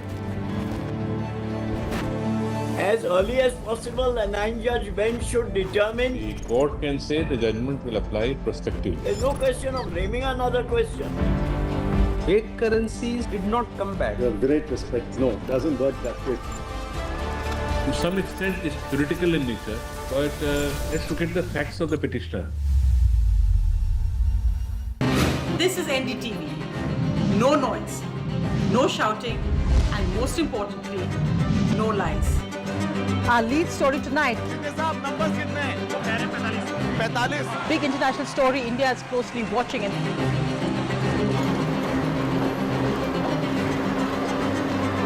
News that informs and inspires. The news with Sonia Singh, Monday to Friday at 8 p.m. only on NDTV 24/7. The only side we're on is yours.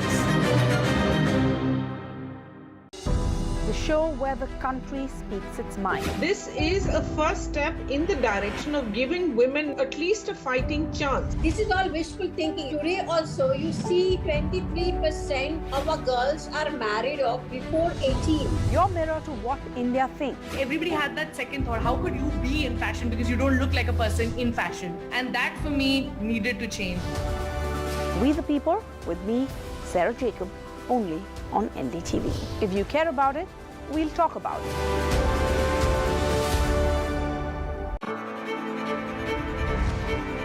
This is NDTV. No noise, no shouting. News that informs and inspires. Facts build stories, but opinions shape them. And we're here to bring you both. A 360-degree look at the day's top stories. We are not afraid to take a stand. No agendas, no excuses, no whataboutery, and no obfuscation.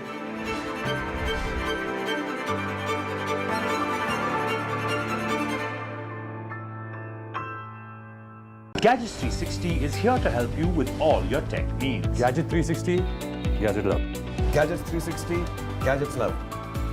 You too can get some gadget love with buying guides, expert reviews, and all the latest news on Gadgets 360. Legacy is often seen as a burden of expectations. It comes with its own set of challenges.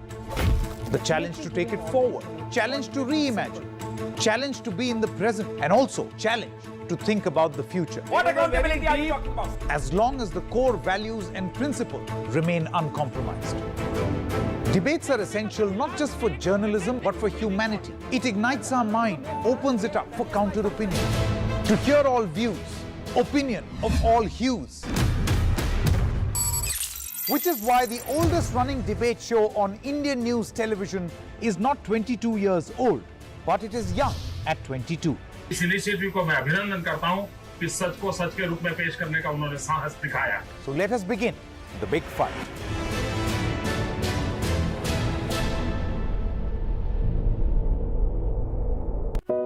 Cross the distance between darkness and vision. Teach a generation that has lost all hope. Treat a patient from thousands of miles away.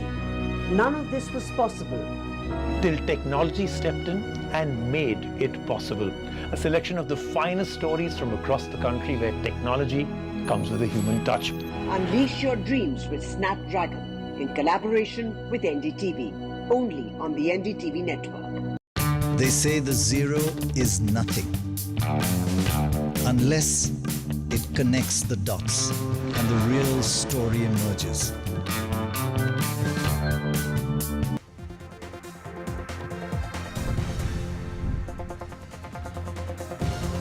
Welcome back. You're watching our special coverage of the Union Budget 2023. And is it a budget with the focus very much on elections 2024? The big focus seems to be capex expenditure. There's been a huge increase in the outlay there. And of course, also a change in tax structures. Again, this is a big change, the first time since 2018. So also a middle-class budget. But let's go across to the growth focus, to the capital expenditure by the government. I'm joined by Mr. Narendran. He, of course, is the past president of CI and the CEO and managing director of Tata Steel. So, Mr. Narendran, I think the huge infrastructure focus would be something you would greatly welcome. Tell us for you, what's the big headline out of this budget?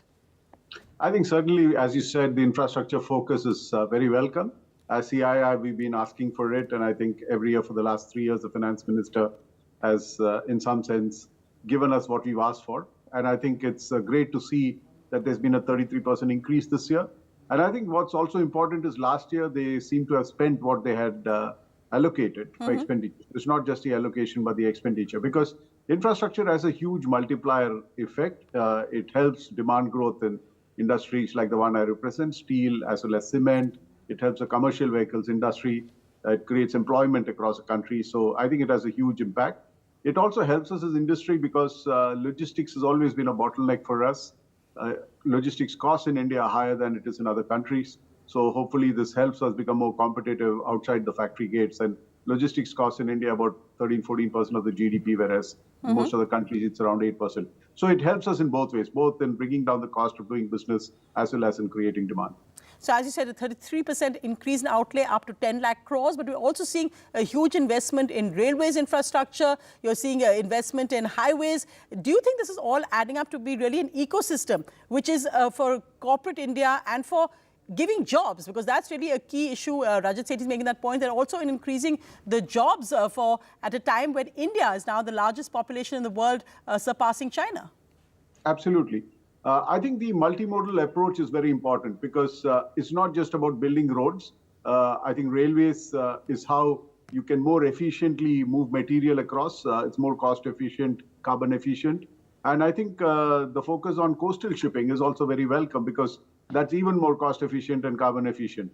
So I think if you look at China, for instance, a lot of movement happens on waterways, and then you have railways and then you have roads. Whereas in India, it's predominantly roads because the railways infrastructure is not kept up with the requirements. And similarly, the waterways and ports have not really kept up pace. So I think this focus on a multimodal logistics ecosystem is very welcome.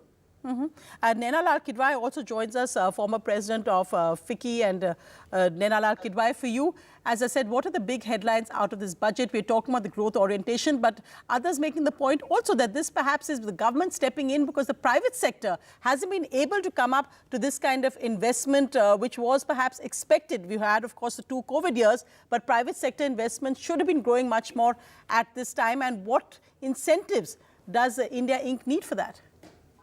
You know, there's a FICCI survey which has suggested that many corporates are up at the 70% capacity utilization and may begin to look at the private sector investment going forward now in this coming year. So you're right, it has been disappointing, but the reason why we haven't seen it is because demand was clearly not there across industries, and supply therefore was sufficient to meet the demand that was there. So any growth that comes into our economy, which is clearly what this budget is about as well, it's about growth, that investment by government, yes, will indeed create demand and will begin to push private sector in. The other point I would make is the market borrowing from government, it looks pretty decent, and one which will not crowd out the private sector. And I would add, we are seeing the return of the MSMEs, which thus far has been quite an issue for the economy. We saw big companies revive very quickly, but MSMEs struggling. And this is evident in terms of the credit growth, which the economic survey mentions in the January to November 22 period at 30.5%. So credit flow has continued or started in a robust way to MSMEs, which suggests they're alive and kicking. Banks are supporting them. And I think the credit guarantee scheme being, with the 9,000 crores, which will be available to MSMEs, enables them to borrow multiples of that particular guarantee at lower costs because it lowers the risk. And this is a benefit which the middle core of Indian industry, which is so important for us, because that's where the employment is, that's where a lot of the productive manufacturing happens, begins to return. I think we will have a very good year next year. There will be caution because many companies look to international markets and exports, and that may be somewhat abated because of the fears of recession. But domestic demand is there and coming back, and that is going to be important to ensure. The big driver for the Indian economy. I just want to go across because we had, when initially just after the budget, we had the markets shooting up over 1,000 points, but they've come back to reality, or what are they currently? Sakshi, Priyanshi, Sakshi, let's go across to you. Why did the markets go up and down? It's been such a choppy affair. That's right, Sonia. The initial euphoria we saw at the start of this morning is now fizzling out, and markets are nearly down as much as 1%. Now, sectorally, of course, we've seen PSU banks plunge as much as over 7%. Autos, metals also trading firmly in the red. Of course, volatility setting in, and of course, as experts and analysts are now reading the fine print, many believe now we don't know how markets will close. But remember, interestingly, in the past, we've seen significant gains as well as lows on budget day. Now, of course, sectoral movements are on. Now, experts believe, of course, while there are high points of course, the economy-driven decisions being made, they also feel the middle class got some tax relief. There are also concerns emerging. So the concerns emerging really are, of course, one, from this marginal rate of taxation on market-linked debentures. Now, many experts believe this will be a huge hit to wealth managers, and that is being looked at as a setback. The other sector-specific hit that they feel a stock particularly saw was ITC. Now, remember the rates there being raised, and of course, cigarettes being taxed. And we saw the ITC stock plunge over 7%. So a lot of fine print movements we will see, of course, in sector-specific action as well as in the decisions being made. But for now, the market's clearly giving up those gains. Rajat Sethi, I know that sometimes many politicians say that the media obsesses too much over where the Sensex is. What do you take? Is that market-linked debenture tax is something which I think is in the fine print, and the markets are just beginning to understand the implications? Well, I think there are multiple reasons. If you go by historical budget day intraday trading, most of the profit booking happens on this day, and then the story goes back to the overall big picture scenario. I think there is a significant amount of jitteriness because of the Fed rate decision coming in a short while. So I think there are multiple factors which kick in, and of course the fine print of the budget will also sort of spook the market at various points in time. The dust will settle in a couple of days, but irrespective of this, the big picture story has to be seen. Intraday trading goes up and down all the time, doesn't matter much. Okay. Also, like Rajat was talking about this, it's only been twice since 1919. In fact, we have seen over a 2% jump as far as the market is concerned. The Sensex in 2021 actually went up 5%. That was the best performance since 1999 as far as the market is concerned. But most people, and let's go across to Priyanshi as well. Priyanshi, most people are interested in what they are getting. I mean, how their lives are going to be impacted. How much money are they saving with this new tax, slabs in the regime that the finance minister has announced? Right, Ankit, and there are many doubts because, of course, when people see a lot of numbers, there's not much clarity usually. So let me just explain to you what the new tax regime means for the people and how this will change essentially your taxation as you file every year. Well, earlier there was an exemption for till the income of 5 lakh rupees. So if you had an income of 5 lakh rupees, you didn't have to pay any income tax. But now that exemption limit has been increased to 7 lakh rupees under the new tax regime. That's important to mention because there have been no changes made under the old tax regime. The only changes have been made under the new tax regime. So now if you have an income till 7 lakh rupees, you don't have to pay any income tax under the new tax regime. Now, if your income is above 7 lakh rupees, even then there are some changes for you because the income tax slabs have been changed. So the new income tax regime, according to that, the income tax slabs have been changed as such. Earlier, there were 7 slabs in the new income tax regime, but that have now been reduced to 5 income tax regimes. And this is 5 tax slabs. And this is to motivate more and more people to apply for the new tax regime instead of the old tax regime. Now, what are the changes really?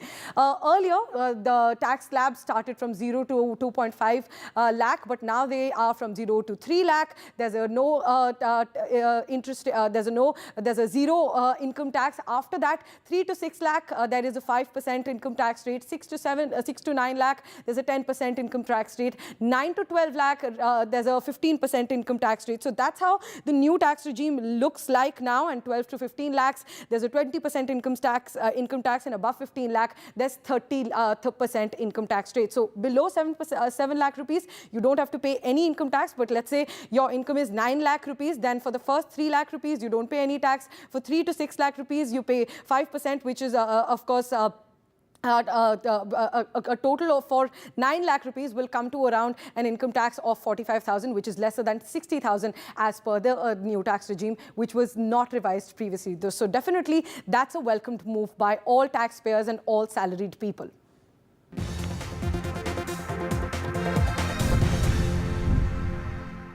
Co-powered by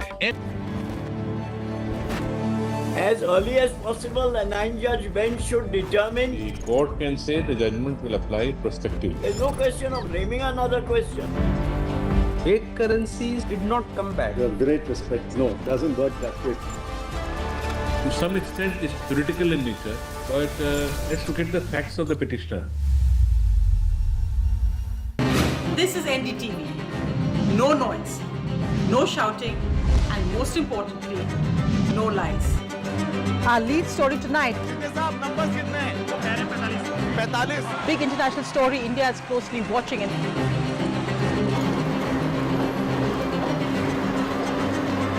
News that informs and inspires. The news with Sonia Singh, Monday to Friday at 8 p.m. only on NDTV 24/7. The only side we're on is yours. The show where the country speaks its mind. This is a first step in the direction of giving women at least a fighting chance. This is all wishful thinking. Today also, you see 23% of our girls are married off before 18. Your mirror to what India thinks. Everybody had that second thought, how could you be in fashion because you don't look like a person in fashion? And that for me needed to change. We the People with me, Sarah Jacob, only on NDTV. If you care about it, we'll talk about it.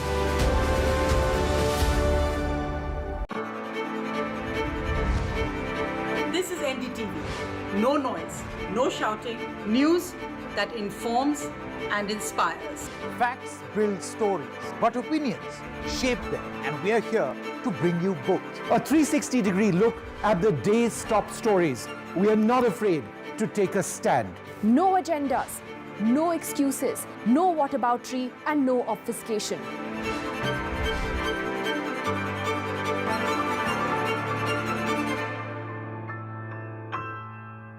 Gadgets 360 is here to help you with all your tech needs. Gadget 360, Gadget Love.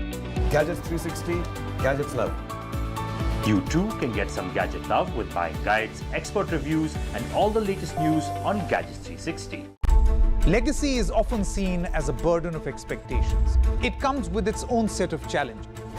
The challenge to take it forward, challenge to reimagine, challenge to be in the present, and also challenge to think about the future. What accountability are you talking about? As long as the core values and principles remain uncompromised. Debates are essential not just for journalism, but for humanity. It ignites our mind, opens it up for counter-opinion. To hear all views, opinion of all hues.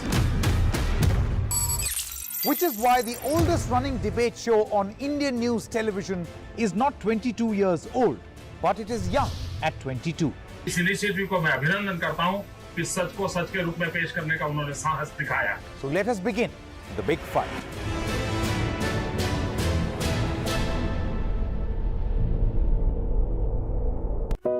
Cross the distance between darkness and vision.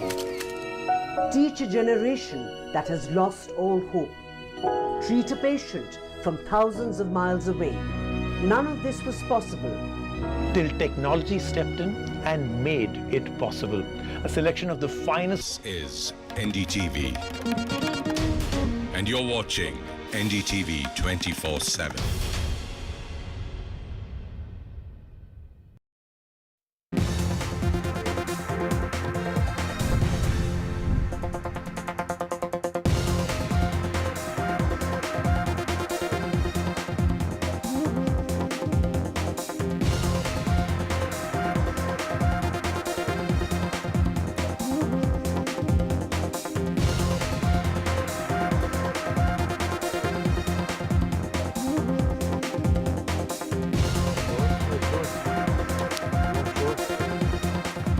Well, good afternoon. In case you've just tuned in, the big story, of course, the budget. So many things to discuss about the budget. But I'll tell you what's changed over the last couple of hours. When the budget was on, the Sensex was about 200 up, went 300 up, 400 up, 500 up, 1,000 up. But at the moment, it seems to have really tanked in the last 1 hour, the Nifty down as well. And I think if you look at the fine print of the budget, and if you look at some of the issues related to taxation, those could be some of the areas of concern. Now, we are going to be looking at all of that very closely, my colleague Ankit with me. But three focus areas which perhaps we need to talk about a little bit in light of what we are seeing at the Sensex. Number one Insurance payouts above 5 lakhs to be taxed. Is that spooking the markets? Is it spooking investors? Is it spooking high net individuals?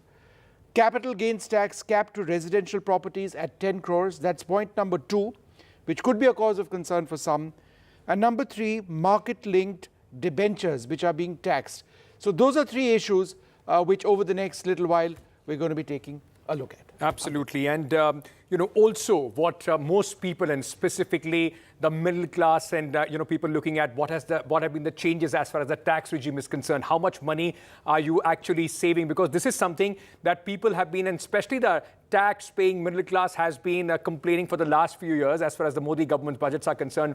Nothing for us. What has the budget been able to deliver? Because remember, it is also an important budget, the last one before the election 2024, the 9th as far as the government is concerned, and the balancing act, which many are saying Nirmala Sitharaman has been able to do that balancing act in this budget, quite stable to say the least. Well, let's see if that really is the case. I mean, I think when we get down to the tax numbers, we'll have to see. Remember, it's a new tax regime. Yeah. So you really have to do the math to see if this works for you or it doesn't. So everybody's going to be rushing to their CAs, I suspect. Yeah. And also now it's also a big push from the government as far as the tax regime is concerned to try and push towards the new tax regime, which has been in play for the last couple of years, but not many takers. This time a serious push by the government towards a new tax regime as well. Ankit, I'm going to introduce our guests at this stage. We've got Rajesh Mago of Make My Trip. Dhirendra Kumar joins us as well. Rajat Sethi with us in the studio. But let me go across first to Rajesh Mago, Make My Trip. There was a fair mention of tourism. The finance minister spoke about, how tourism is a huge impetus, visit India, travel around India. Then there was, 50 additional heliports and airports which will be opened. So this is, aviation obviously is a sector which is completely booming. Are you encouraged by what has been said, A, about aviation and B, about tourism broadly? Yes, indeed, Vishnu. As you rightly pointed out, it's not only aviation; it's also about roadways and railways. They're getting better or higher allocation of the budget in terms of capital investments, and all of that is very positive for the tourism industry, because more you spend on infrastructure, better it is for the industry from a long-term standpoint, because it gives you rich dividends as you go on, right? So that's very positive. That's very, very encouraging. And the fact that FM also sort of brought in just to promote India as a tourist destination, take it as a mission to promote India as a tourist destination, is also very, very encouraging. So it seems like there is a lot of focus and also the understanding that there's huge potential in this sector, which can bring in huge amount of employment and all. However, there is one, I don't know if that got noticed, in the fine print, since you were talking about the fine print, and we've been very focused on our specific industry to see if there is anything in the fine print there, which is not that encouraging, is the TCS increase from 5% to 20% for all the transactions or foreign exchange transactions coming under LRS, which includes the overseas travel, and except for education and health with the threshold of about 7 lakh, that there's no change. But otherwise, it has gone up from 5%, substantially up from 5% to 20%, which is huge, and it has 2 implications for the industry. And I think particularly all the travel agents and the tour operators, operating in India.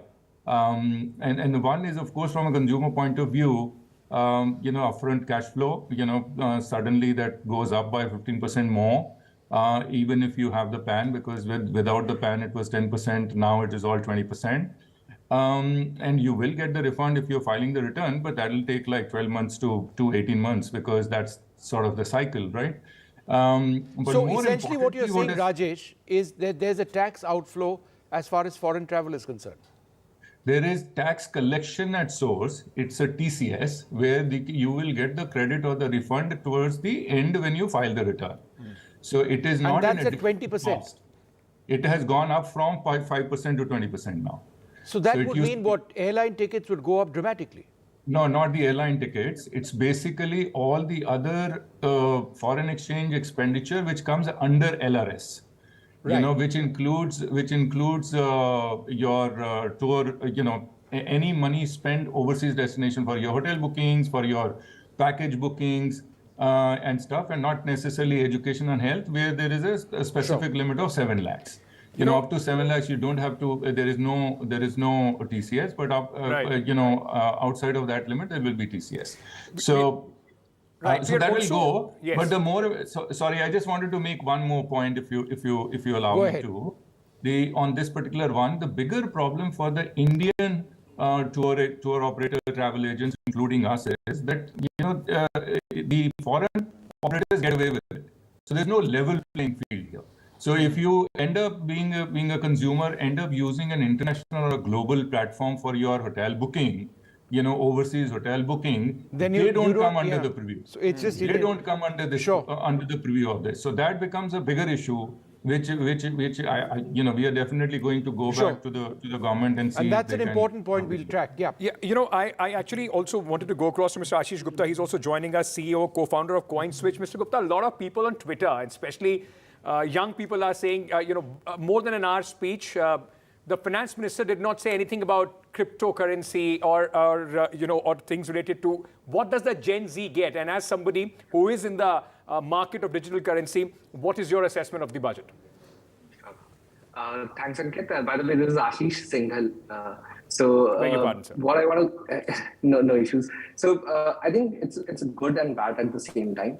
What we have seen in the last budget, the 1% TDS and 30% taxation, had a very big impact on the Indian crypto market. A lot of users moved to foreign exchanges to avoid the TDS. The same point that was mentioned regarding the TCS on the foreign spending, why using a foreign exchange or a foreign hotel booking might be cheaper for a user. The same thing happened to crypto last year. And that's what we were advocating with the government on, to reduce this taxation to be at par with other asset classes, be it stocks or mutual funds or other.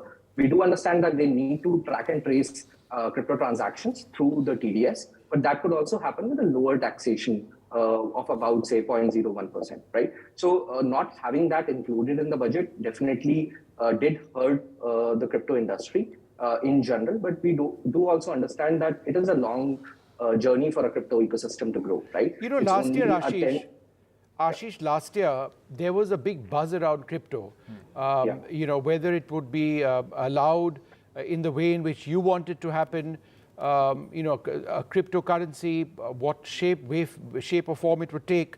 There weren't very good signs last year. This year, there's no mention at all. So realistically, what is the future of crypto in India? I think the future is bright. Last time the news was very negative, but if you look at the G20 presidency coming to India, crypto being part of that G20 discussion on how different countries can come together and form regulation, and India leading that presidency is a very good sign in the right direction. You can see, cryptos has been mentioned in the economic survey as well. So overall, we see that it is moving toward positive, but it will take time.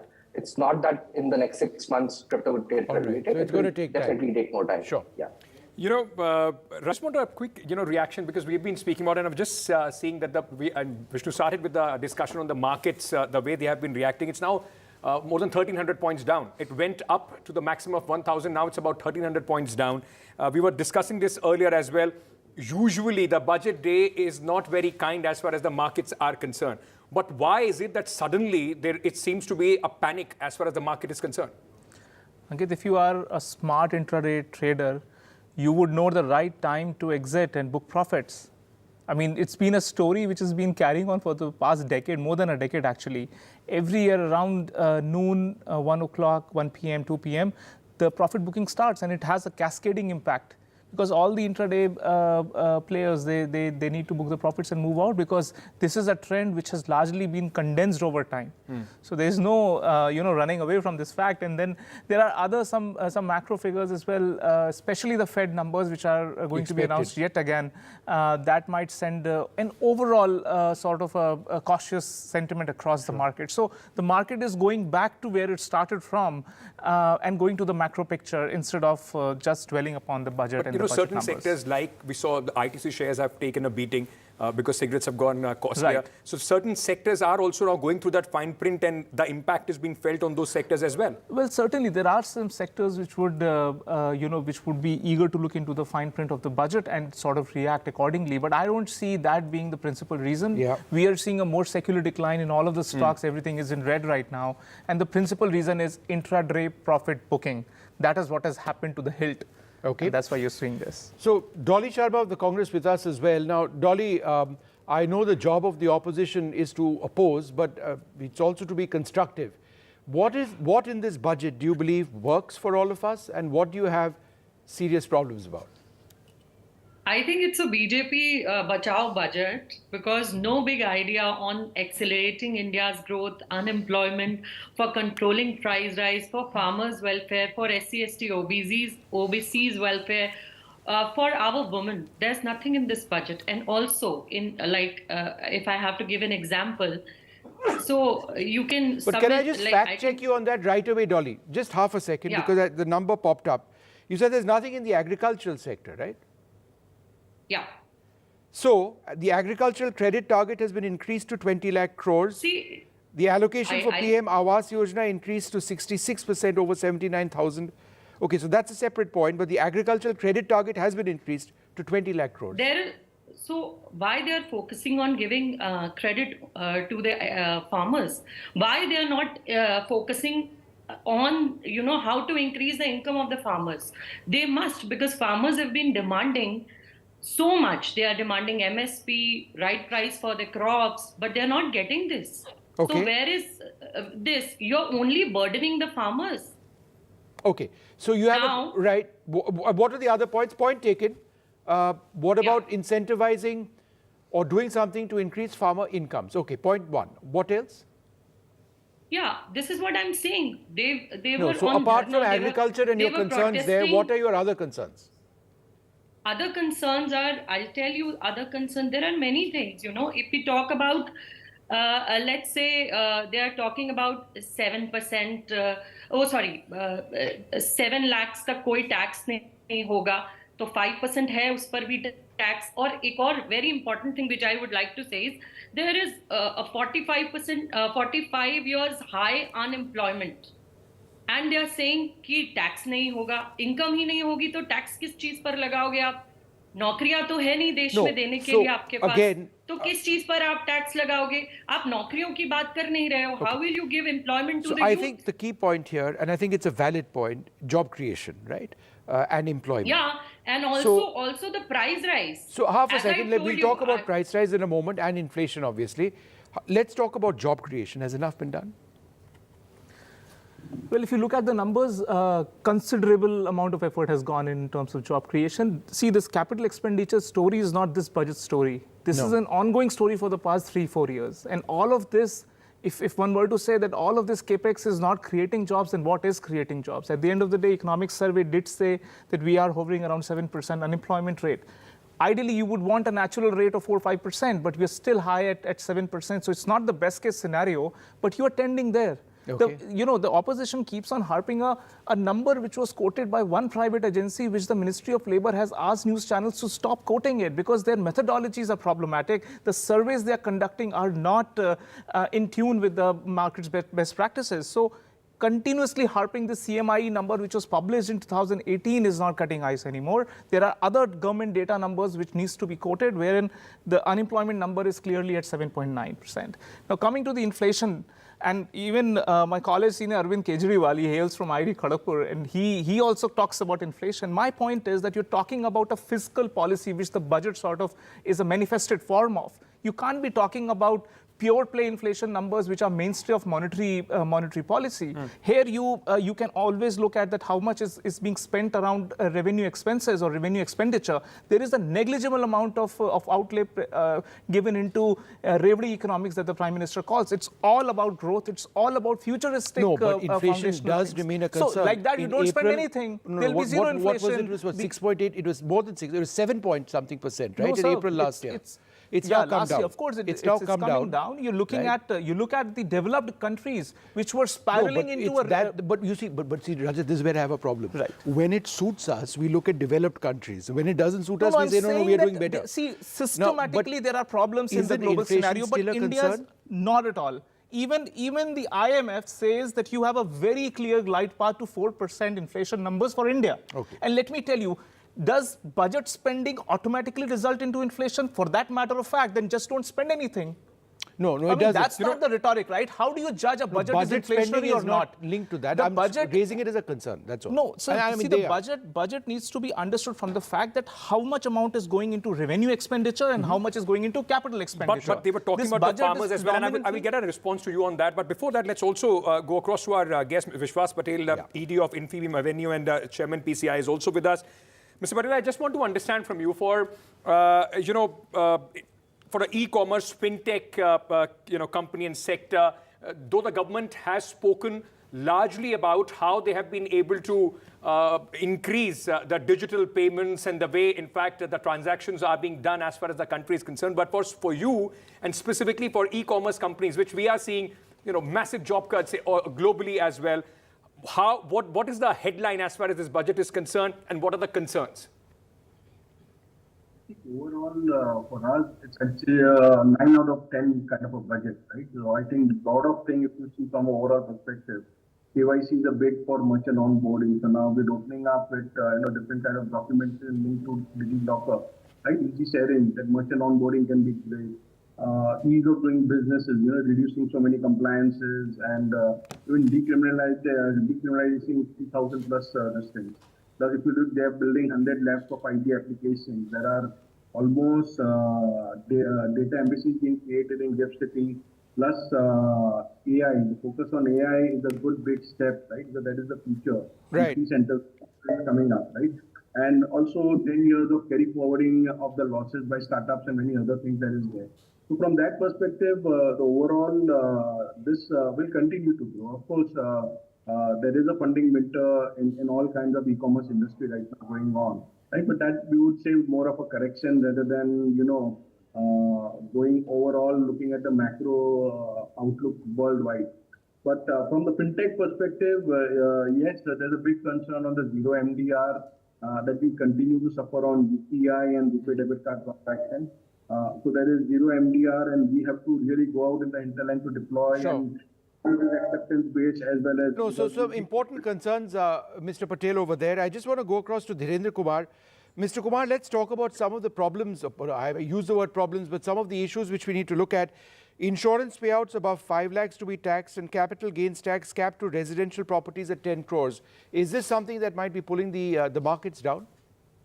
It might be, because it actually is a sentiment dampener, but don't decode too much from today's movement of the market. On a day-to-day basis, people are still trying to absorb the fine print. And as and when somebody reads it, decodes it, behaves, and this may not be a trend setter. This may not be a turning point for the market. What I would, like to say that it's a very significant thing. What was being done on the digital payment front, the whole framework, the ecosystem being evolved, that I think is a very significant thing. And making the new income tax regime as a default one. But I really wonder that it is going to be a big, it is going to be a turning point in the life of this new regime. Because we have done some very basic, preliminary calculation on this. If you follow the old regime, and you do the ATC investment of 1.5 lakh rupee, which normally gets filled by the Provident Fund or some such thing. 80D, which is 50,000 rupee to a contribution to NPS, which has really taken off, and your housing loan, or your contribution to 2 lakh rupee house, the interest on home loan. So after that, somebody earning 15 lakh rupee, his tax liability will be 1,24,000 rupee. Now, in the new regime, if you do none of this, your liability will be 1,56,000. But this used to be 1,95,000 rupee before till this year. Right. So it is not a big turning point. Yes, it is simplifying things, and I also think that is a hugely negative thing for many people who start, because this tax incentive used to be a big nudge for people to save, not only save, but invest, and invest for the long term. Gradually, none of our tax provision is incentivizing investors to save for the long term. Vishwas Patel, this is a key point, because on the face of it, it looks great. The tax rates appear to offer discounts, tax cuts, up to 7 lakh rupees. There is no tax now. So these announcements in the new tax regime sound great. But then at the end of the day, you really have to see if it works for you, right? In many cases, it's only after you visit a chartered accountant, do the math, that you get an idea of how much. So the point being that, it seems attractive, but it may not necessarily be the case. Yeah, I agree. I think once more detailed work is done, leading out on the fine print, we'll come to know. But overall, on a macro picture, the focus of the government is right on every other, on growing the digital economy, right?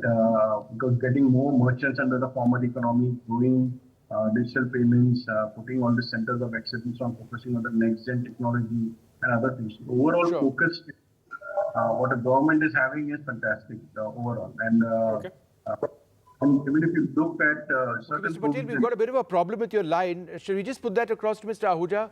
The new tax regime versus the old tax regime, it's not necessarily win-win at the moment, is it? No, and thanks for having me. I'd like to specifically talk about the focus on technology in the budget. I think that's been called out by the finance minister's definition of a technology-driven and a knowledge-based economy. I think one of the things that is clear today is India is becoming globally a destination for the world to build in. We've shown that time and again. We've got about 1.5 million technology professionals building for the world, contributing about $34 billion to India's economy, which is about 1% of the GDP. So there's definitely a push towards highlight the focus on technology. And I think that comes across in some of the initiatives that have been announced as well. Extremely heartening to see the focus on AI, particularly on bringing India up to speed with what the rest of the world is doing. We've got tremendous potential to sort of become a thought leader globally, and I think it's high time that we're giving it that importance. The other thing I think that's crucial is also focus on startups and innovation. I think it's good to see that we're giving enough importance there to ensure that from an innovation standpoint, India continues to be an attractive destination for the world to look at. Mr. Ahuja, another key point over here, linking data. If we are looking at the digitalization space, there's a lot that's been mentioned over there. DigiLocker linked to Aadhaar, PAN, and getting information digitally. There was that rider saying that you don't necessarily have to share all of this information. So there was an effort at sort of protecting your privacy. But I think what the government is trying to do is broaden the tax net and try and ensure that, beyond PAN itself, they are able to extract an understanding of expenses through multiple channels digitally. Yeah, absolutely. I think this has been an ongoing effort. We've seen this over the past few years of introducing India's, financial services hub primarily to be led by technology. So, of course, there are multiple sort of aspects to why this is being done. But at the same time, I'd also like to call out that I think there needs to be, or at least I think what was missed was a focus on ensuring that there is measures to take care of privacy and against data theft. I think that has been missed out in the budget, and that's something that the technology industry had been voicing concerns about. So I'm hoping that there is something that is done there, but that still remains as an open item, right? It's great to sort of link identity to the financial services sector, but I think cybersecurity is an area that we've underinvested in over the last years, and this hasn't been called out in the budget as well. Okay, so we have to take a very quick break at this moment. But when we come back, we'll also talk about the fact, like we were talking about the startup and the environment and the ecosystem that has been created as far as the startups are concerned. Finance Minister spoke about how India is doing way better than many other countries. But the fact is, we have also seen in this, specifically after the COVID pandemic hit, how a lot of startups which came with big promises. Right now, there is massive job cuts that are taking place. Has enough been done to address that and to create more jobs? That is going to be our focus. We'll come back. A quick break. Coming back, continuing the coverage here of decoding the budget 2023.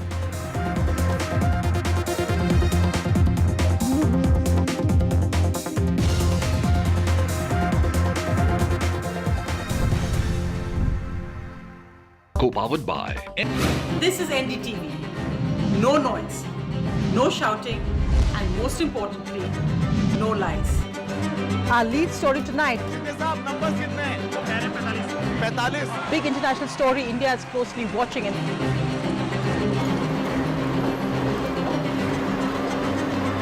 News that informs and inspires. The news with Sonia Singh. Monday to Friday at 8 p.m. only on NDTV 24/7. The only side we're on is yours. Gadgets 360 is here to help you with all your tech needs. Gadget 360, Gadget Love. Gadgets 360, Gadgets Love. You too can get some gadget love with buying guides, expert reviews, and all the latest news on Gadgets 360. Legacy is often seen as a burden of expectations. It comes with its own set of challenges. The challenge to take it forward, challenge to reimagine, challenge to be in the present, and also challenge to think about the future. What accountability are you talking about? As long as the core values and principles remain uncompromised. Debates are essential not just for journalism, but for humanity. It ignites our mind, opens it up for counter-opinion. To hear all views, opinion of all hues. Which is why the oldest running debate show on Indian news television is not 22 years old, but it is young at 22. इस initiative को मैं अभिनंदन करता हूं कि सच को सच के रूप में पेश करने का उन्होंने साहस दिखाया. So let us begin the big fight.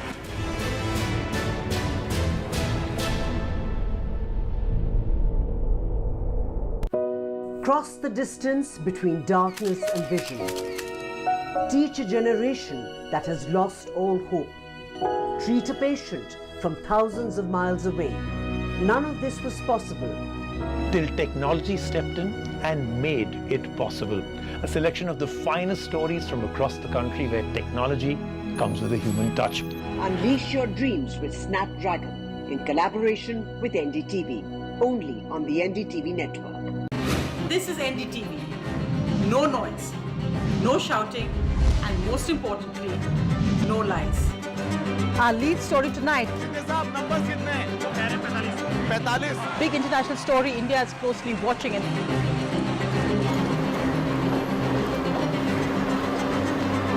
News that informs and inspires. The news with Sonia Singh. Monday to Friday at 8 p.m. only on NDTV 24/7. The only side we're on is yours. Gadgets 360 is here to help you with all your tech needs. Gadget 360, Gadget Love. Gadgets 360, Gadgets Love. You too can get some gadget love with buying guides, expert reviews, and all the latest news on Gadgets 360. Legacy is often seen as a burden of expectations. It comes with its own set of challenges. The challenge to take it forward, challenge to reimagine, challenge to be in the present, and also challenge to think about the future. What accountability are you talking about? As long as the core values and principles remain uncompromised. Debates are essential not just for journalism, but for humanity. It ignites our mind, opens it up for counter-opinion. To hear all views, opinion of all hues. Which is why the oldest running debate show on Indian news television is not 22 years old, but it is young at 22. इस initiative को मैं अभिनंदन करता हूं कि सच को सच के रूप में पेश करने का उन्होंने साहस दिखाया. So let us begin the big fight.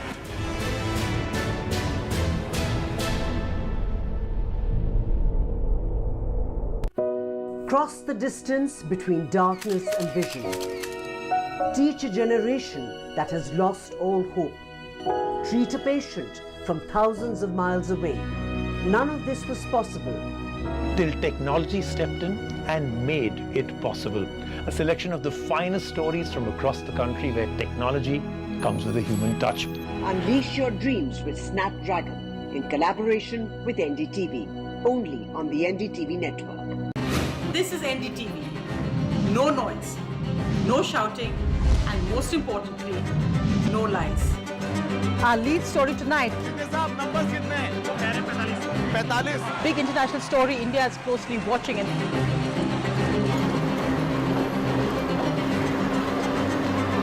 news that informs and inspires.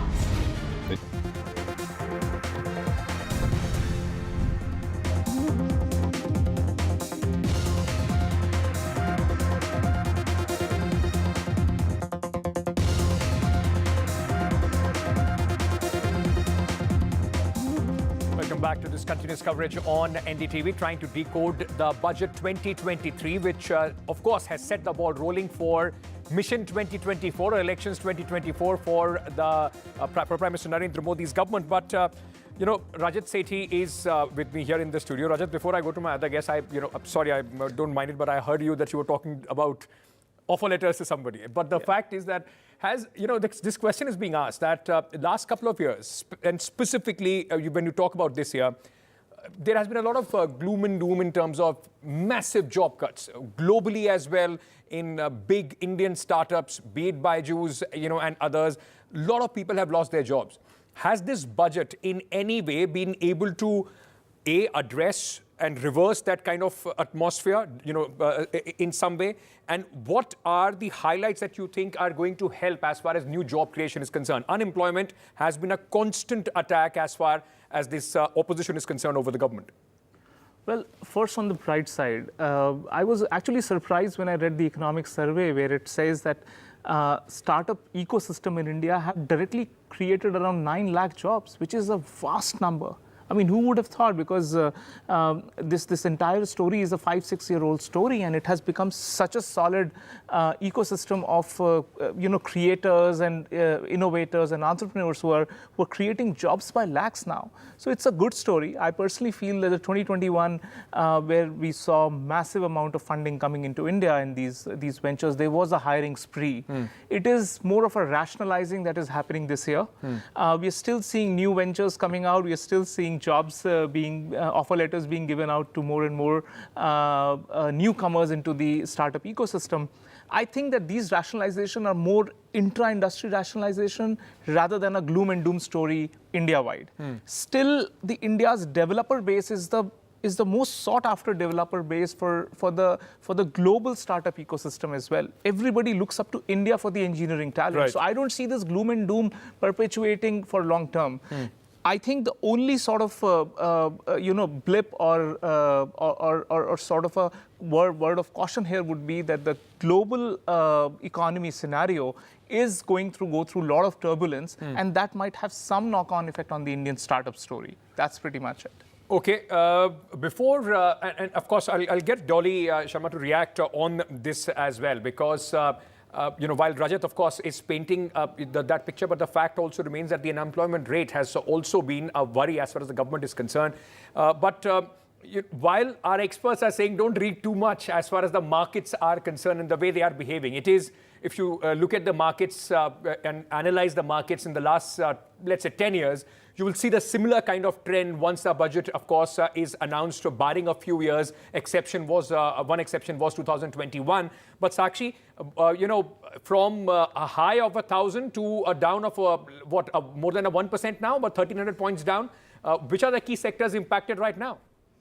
Right, Ankit. So markets, of course, like you said, the euphoria fizzling out. And of course, we saw markets surge over 1,000 points when the day began. And of course, when the finance minister was announcing major tax relief to the middle class. But of course, we've seen markets close marginally in the red. So of course, we've seen markets being volatile through the day. We've seen the initial euphoria fizzle out. Now, some experts feel this may just be consolidation on budget day. Remember, as far as budget trends are concerned, we have seen a mixed picture. We have seen significant gains. We've seen significant significant losses on closing on budget day. So right now we are in the marginal territory. However, of course, now, while experts believe there were some major steps, such as, of course, economy-driven decisions, a relief to the middle class, so those were a big positive. They also felt, there were sectors such as green energy, and that focus really was positive, and we saw those stocks move as well. So they felt that. Now, as far as sectors declining and, trading deeply in the red right now and have closed in the red as well is, of course, PSU banks. We've seen banking majors been hit hard. We've seen metal stocks really been hit hard, deeply in the red. So many experts feel, what is it that didn't take right? So they feel there were, of course, 2-3 issues right now. Of course, many analysts are still going through the fine print of the budget. But the one major unanimous sort of call coming in from all these market experts is the decision of TDS on market-linked debentures. They feel this will be a huge setback to wealth managers, and so therefore this comes as a huge disappointment for market experts. So this is one reason why, of course, we've seen this. There'll be several other reasons coming in through the day, but of course, at the moment, there were budget days when there were significant moves. We can just say that this budget, we've seen a marginal move in closing territory. Thank you, Sakshi, for giving us that entire commentary about how the markets, in fact, are behaving right now. But Dolly Sharma, you heard Rajat Sethi, outlining how India still remains a bright spot when you talk about the global economy. The IMF projection also, in fact, pitting India as one of the brighter economies and a destination to look out for, in fact, in the next year, 2020-24. On the employment sector, and the unemployment issue that the opposition has been, in fact, using to hit out at the Modi government, has this budget done enough? No, as I told you, nothing has been done for the youth. You must have seen the unemployment rate. It's high. It is increased to 10.09% in December. So, and they promised 2 crore jobs in a year. And it becomes 16 crores now. CMIE, I am quoting. I am quoting CMIE. Okay. And whatever they say, you must have seen the price rise. Whatever they are quoting, it's all false. Companies are leaving India. And we can tell you the names also. How many companies are left? No. So there's no point quoting again and again. Unemployment is still, the biggest issue in India. And nothing is being done to help the youth of this nation. Nothing has been done to help the youth of this nation. That's the charge of the opposition. But let me, before Rajat, I'm sure you would want to come in and respond to that. But Dhirendra Kumar, there is one aspect, and just talking about the employment opportunities. Like Rajat was saying, it's just correction which is taking place right now as far as, specifically like the e-commerce and other tech, fintech and other tech companies are concerned. Is that a big worry, going into the next year? And has this budget done enough to address the unemployment problem as far as this country is concerned? No, evolving the ecosystem for the tech, for the startups is a different story altogether. And most of the, there's the old saying that everybody is actually, all the problems, they're unique in nature. But I think the the startup ecosystem is suffering for a different problem. It was easy capital available. People went about setting up businesses mindlessly. They're still trying to grapple with how to make money. And in the, as we are seeing the beginning of the tightening cycle, I think it is just the beginning, and people have to really run for cover, find a way. The whole thing actually became, and what happened was, before that tightening, it was actually the liquefaction of the greater fool. This business entirely became looking for the bigger fool. And with these IPOs, which actually bombed so significantly, this is going to be a big problem. And, this is something which is unique to every business. I don't think any government can do much about it. Right. Rajat, what Dolly said, that all those things have not been answered. But we also need to understand that this budget has come at a time when there are global fears of recession. Most advanced economies are, in fact, talking about caution and heading into a slowdown. And of course, it's coupled with the kind of global instability that we are seeing in terms of the Ukraine-Russia war uncertainty on the oil prices. What are the measures that you see that this budget, in fact, has proposed to secure India or insulate India as far as these volatile, market indicators are concerned, global indicators are concerned? I think more than what you've said, please keep in mind that this is also an election year. Yeah. All right, this is the budget, just full-fledged budget just before the election. And when in the history of India's budget-making exercise, have you seen that the pre-election budgets have been not populist, but have focused on India's growth story? No, but how is it not populist? What I'm saying, the tax cut, it is something that a lot of people, especially the middle class and the lower middle class, possibly is going to cheer about. Well, ask the Congress folks out there, are they happy about it? I mean, I would be happy when they're happy. But okay, on a serious note, this budget has been less about the Revdi politics, Revdi economics. This budget has been less about populist measures. This has largely depended upon a continuity on India's overall capital expenditure-led growth story. That's where that's where Prime Minister Modi's firm confidence going into 2024 election is reflected. Had there been any other government, they would have been jittery about the political outcomes of the next election, and that would have got reflected in India's budget this time. So this clearly shows that India will not go into frivolous expenses, A. B, it is going to manage its fiscal deficit. In this global gloom story, what do you need to do? You have to be cautious that you don't fall prey to anything that like countries like Pakistan and Sri Lanka have been doing. It's like frivolously wasting your hard-earned taxpayers' money. So you be careful about it. You invest in only those asset creation which have a multiplier effect. Okay. And this is exactly what the government has done. But, there are concerns as far as, like Dolly was mentioning about the farmers, what has been done for them. And also, one underlying concern a lot of people are talking about is the budget allocation as far as Manrega is concerned, which has been slashed down further, 33% from last year. This has a direct impact on the lowest common denominator of the society. Well, I respectfully disagree with that. If you look at this number from a year-to-year basis, then yes, you are right.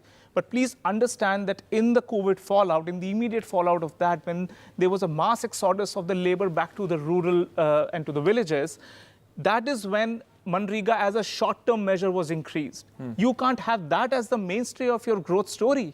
And this is rightfully brought back to that initial blip that we saw over the past 2 years. It has brought down to a more reasonable level of expenses. Okay. Now we are seeing that the workers are coming back to the urban areas. We are seeing that there are much more productive jobs that the India's labor force is engaged in. You need not have the same level of high-end spending on Manrega. Please understand, Manrega is a good tool for quick redistribution, but it is again not to be seen as having any kind of a multiplier effect. Okay, Vikram Ahuja, I want to just very quickly understand from you as well. As far as the youth are concerned, what does, and specifically speaking about, what does the Gen Z get out of this budget? So I think, enough has been said about the revised tax slabs and the advantages or disadvantages on that. So I'll again bring it back to technology, skilling and growth. That's the area that I'm familiar with. I think a couple of things that have been launched, the Kaushal Vikas Yojana around, skilling centers, particularly focused on coding, AI, robotics, etc. I think is a positive move. There's clearly an intent towards highlighting India's position as a technology-driven economy. And also, I think certain benefits, enabling startups to sort of take on bigger risks, extending the tax holidays, providing funds for companies that are building within the agricultural sector, etc. I think there is a larger move to encourage people to take more risks, to start businesses, or those who are running businesses, to weather some of those storms, right? So I think overall there is a positive move towards encouraging, the Gen Z towards some of these opportunities that exist within the private sector. Vishwas Patel, I've been reading, and most of the pundits or most of the economists have been saying that this is a very stable budget, and specifically talking about this, the kind of budget which has been presented, as Rajat was also pointing out, going into an election year. People were hoping for massive spending by the government, populist budget. Also, very, very key focus schemes we were expecting to be announced for the states which are going into elections in 2023. There have been some announcements as far as Karnataka and other and northeast states are concerned. But the fact is that in this budget, there has been an increased capex outlay. Fiscal discipline has been something that Nirmala Sitharaman has focused on. And then income tax relief. Overall, how would you simplify this budget? What would you in fact say about this budget? If I have to give you a headline for this budget, what would that be? I think it is a blockbuster budget, as I already given 9 out of 10. And I think where I come from as a digital payment enthusiast, as a chairman of the Payment Council of India, for me, what matters is that overall economy growing, then automatically everything else moves for us, be it in the employment for jobs, the growth, attracting foreign money. We are still the fastest growing major economy in the world, right? And overall, even from the digital payments perspective, as more and more people come into the formal economy, be it from the merchant perspective or more digital users. Today, there are only 125 million Indians who do digital payments. So how do we take it down to almost double it to around 500 million or 600 million is where the whole question asked is always. So that's where what we look at it. I think the overall is a very stable budget.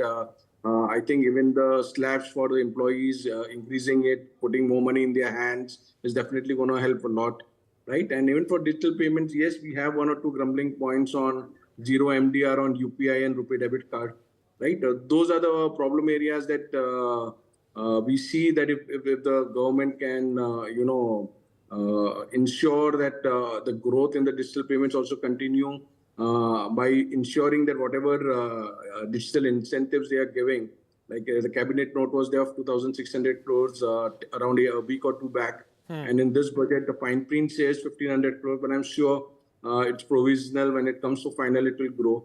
So those all encouraging all these kind of payments and bringing more people into the tax net and growing the formal economy. I think the focus is on the right tracks, and even the forward-looking technologies on be it artificial intelligence or all the 3,000 plus, all the 5G applications at 100 labs and everything is going to be a big gain for us in the coming future. Okay. Rajat, Nirmala Sitharaman, the finance minister, when she was speaking about the per capita income, that was, of course, being presented as India's growth story of how, the capacity, income capacity has gone up. She mentioned that for financial year 2023, in fact, she went ahead and said the Congress, in fact, is now attacking and saying that if you take a look at the annual growth in per capita income between 2004 to 2014, it was 13.1%. The annual growth in per capita income between 2014 to 23 is 9.1%. They are accusing the government of missing out or not presenting the real picture, while they present this as some sort of an achievement for the government of Prime Minister Narendra Modi's government. Well, I think Prime Minister has categorically said even in the past that there have been contributions from every government. But it's also to be kept in mind that that growth was not reaching the pockets of a common man. It was primarily because of the inflation, the gigantic inflation numbers that were there, 15%, that was a retail inflation. Our retail inflation never crossed the double digit all through this mayhem that we saw of Fed tightening. We had a very similar Fed tightening, which was called taper tantrum back in 2012 and 2013. And we saw how an economist prime minister dealt with that situation. Our economy nosedived. We were hovering at around 3-4%. But look at how, IMF is looking at India's story now and in a peer network. And I don't even compare with the developed countries. Forget them. Look at India's peers that were there in 2013 and where are those peers today? The peers then were the BRICS countries, Brazil, Russia, China, and South Africa. Look at those countries today. Everybody is reeling with a growth number of mere 1% to 2%. Okay. China is growing at 5%. That is because of the low base effect of 3% last year. So even that 5% is not enough. India's last year's growth has been significant. Okay. And we are having back-to-back 6.5% growth numbers, which are robust in itself. Okay. Dolly Sharma, you heard, in fact, Dhirendra Kumar, Mr. Vishwas Patel as well calling it a blockbuster budget. Rajat was, in fact, making the point that it's not that we discount the contributions of the previous government, but this government has significantly improved the quality of life as far as the common citizen is concerned. Where do you see when the unemployment rate is high? Where do you see they promised to double the income of farmers? Now you see farmers are on the roads. They've increased the prices of khat ka bori also. And they talk about the development. And as I told you, price rise. ये लोग 80 करोड़ जनता को ration free देंगे, लेकिन 1100 रुपए का cylinder देंगे. वो 1100 रुपए के सिलेंडर पर वो फ्री राशन पकाएंगे. मतलब, what are you talking? Okay, in an election year, Rajat, very quickly. They say that they improve the quality of life. And India's ranking in Human Development Index falls from 130 to 132 position in 2021-22. Okay, well. India's ranked 6th to that? out of 87 countries in the Quality of Life Index by the World Population Review.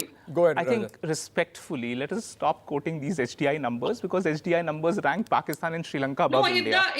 But it can't be choosing it can't be choosing certain indices and certain indicators. Go by some respectable international institutions wherein the methodologies are practically laid forward. But hasn't this been also the trademark of this government? Every number that doesn't suit them or their narrative, they come out and say that this methodology is not right, and things and numbers that work for them is somehow projected as look globally how people are talking about us.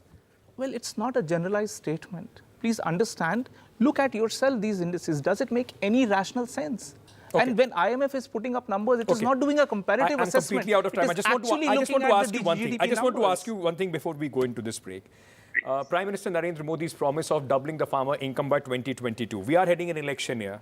You are somebody who's sympathetic to as far as the BJP is concerned. Forget economy. Isn't this going to be a sore point? Will this question haunt the government in an election year? Farmers' income not being doubled. Well, sir, let me challenge you here.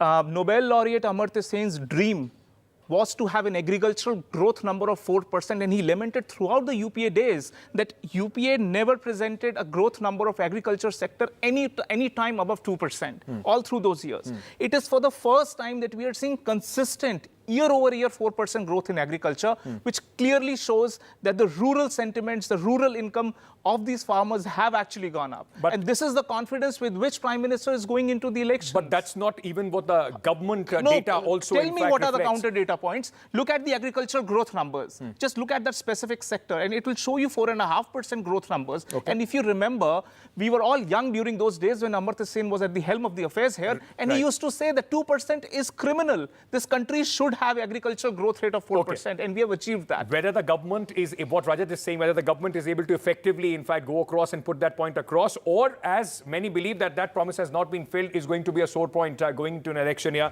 We'll have to wait and see. But quick break at this moment. Thank you so much to all of you for joining us at this moment. We're coming back. Our big coverage on trying to simplify, decode the budget for what's in it for everybody, every sector and every section continues here on NDTV.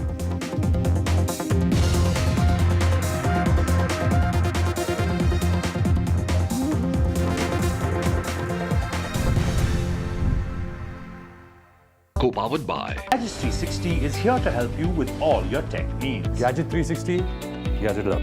Gadgets 360, Gadgets Love. You too can get some gadget love with buying guides, expert reviews, and all the latest news on Gadgets 360.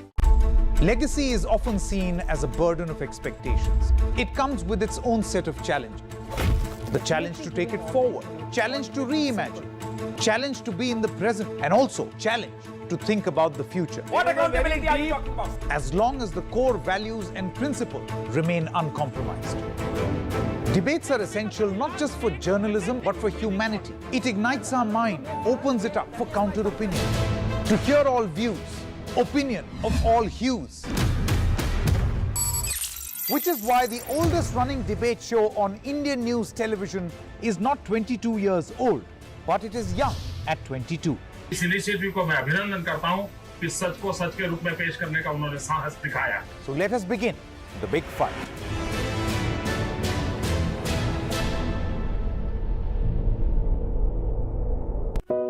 Cross the distance between darkness and vision. Teach a generation that has lost all hope. Treat a patient from thousands of miles away.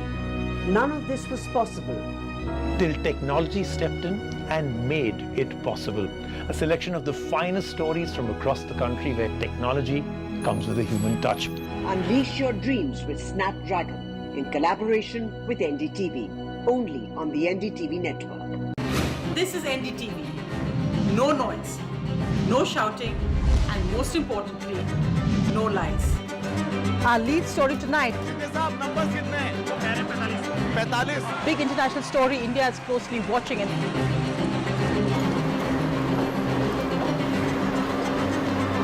News that informs and inspires. The news with Sonia Singh, Monday to Friday at 8 p.m. only on NDTV 24/7. The only side we're on is yours. Gadgets 360 is here to help you with all your tech needs. Gadget 360, Gadget Love. Gadgets 360, Gadgets Love. You too can get some gadget love with buying guides, expert reviews, and all the latest news on Gadgets 360. Legacy is often seen as a burden of expectations. It comes with its own set of challenges. The challenge to take it forward, challenge to reimagine, challenge to be in the present, and also challenge to think about the future. What accountability are you talking about? As long as the core values and principles remain uncompromised. Debates are essential not just for journalism, but for humanity. It ignites our mind, opens it up for counter-opinion. To hear all views, opinion of all hues. Which is why the oldest running debate show on Indian news television is not 22 years old, but it is young at 22. इस initiative को मैं अभिनंदन करता हूं कि सच को सच के रूप में पेश करने का उन्होंने साहस दिखाया. So let us begin the big fight.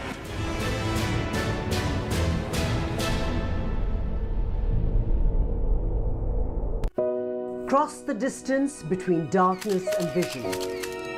Teach a generation that has lost all hope. Treat a patient from thousands of miles away. None of this was possible till technology stepped in and made it possible. A selection of the finest stories from across the country where technology comes with a human touch. Unleash your dreams with Snapdragon in collaboration with NDTV, only on the NDTV network. This is NDTV. No noise, no shouting, and most importantly, no lies. Our lead story tonight. Big international story India is closely watching.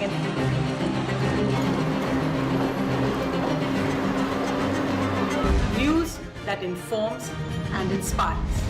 The news with Sonia Singh, Monday to Friday at 8 p.m. only on NDTV 24/7. The only side we're on is yours.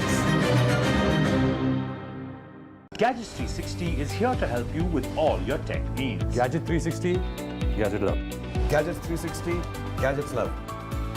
You too can get some gadget love with buying guides, expert reviews, and all the latest news on Gadgets 360. Legacy is often seen as a burden of expectations. It comes with its own set of challenges. The challenge to take it forward, challenge to reimagine, challenge to be in the present, and also challenge to think about the future. What accountability are you talking about? As long as the core values and principles remain uncompromised. Debates are essential not just for journalism, but for humanity. It ignites our mind, opens it up for counter-opinion. To hear all views, opinion of all hues. Which is why the oldest running debate show on Indian news television is not 22 years old, but it is young at 22. इस initiative को मैं अभिनंदन करता हूं कि सच को सच के रूप में पेश करने का उन्होंने साहस दिखाया. So let us begin the big fight.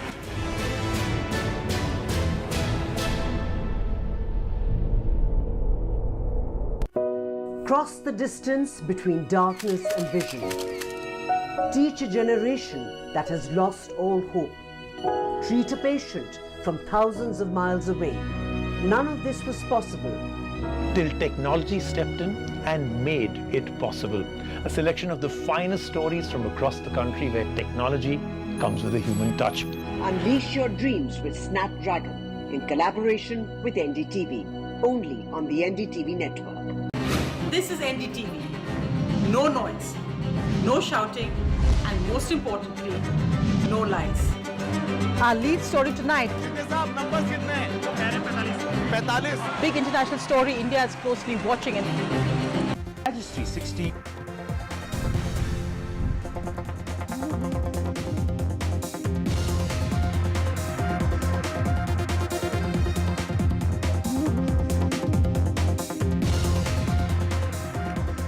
Hello and welcome to this continuous coverage on NDTV. The big budget day and the final budget for the last full budget for the Modi government 2.0.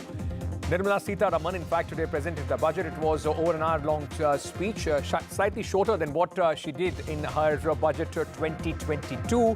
But what are the key highlights of this budget and who is getting what? The government, in fact, there is a lot of fiscal discipline talk that the finance minister indulged in. She also spoke about, gave income tax relief and increased capex outlay. Overall, quite no-frills, stable kind of a budget. But the markets, in fact, and we've seen that if you go through the history of the markets and how they react on the budget day, the markets first went high when the income tax rebates and, of course, the new tax regime was being announced, and then, of course, have taken a nosedive.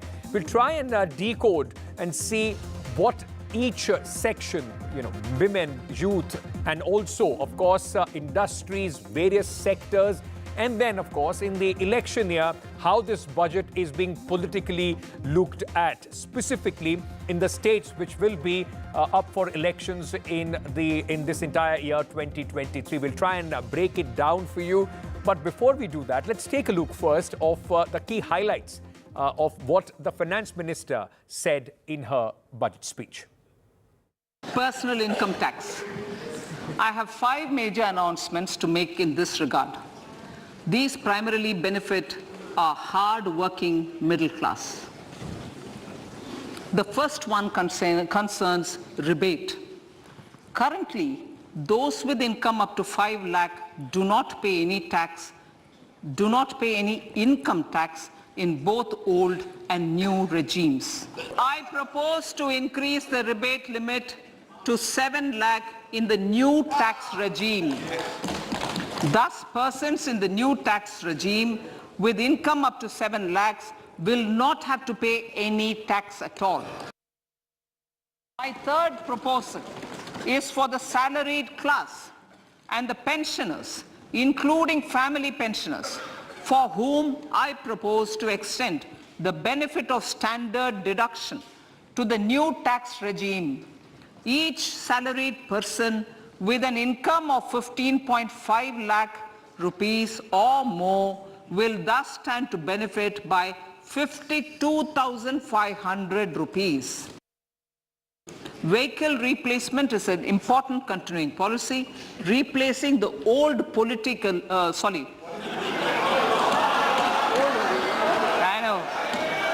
replacing, absolutely, thank you. Replacing old polluting vehicles may be applicable, right? Replacing old polluting vehicles is an important part of greening our economy. All right, and the Prime Minister, in fact, hailed his budget, his government's budget, and also said that this budget has something for everyone with specific focus on women and the young. अमृत काल का ये पहला budget विकसित भारत के विराट संकल्प को पूरा करने के लिए एक मजबूत नींव का निर्माण करेगा। ये बजट वंचितों को वरीयता देता है। ये budget All right, the finance minister, after presenting the budget, along with her entire team, is now ready to face some questions from the media. This is the press conference of the finance minister. Nearly event, in fact, after the budget is announced. She is now Good afternoon, seated friends. and ready. Let's dip in and listen in to the finance minister. Post-budget press conference today. At the outset, I would congratulate Honorable Union Finance Minister Srimati Nirmala Sitharaman ji for presenting a growth-oriented futuristic budget for the year 2023-24. I welcome you, ma'am, to this press conference.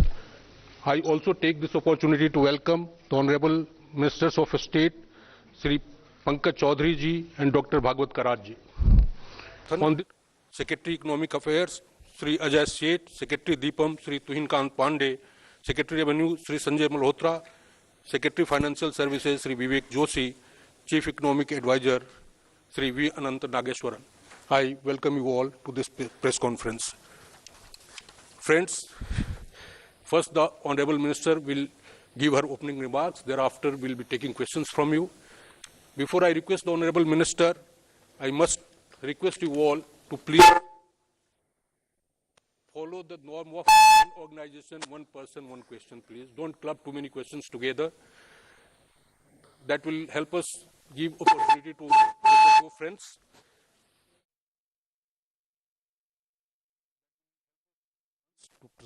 Please begin the opening remarks.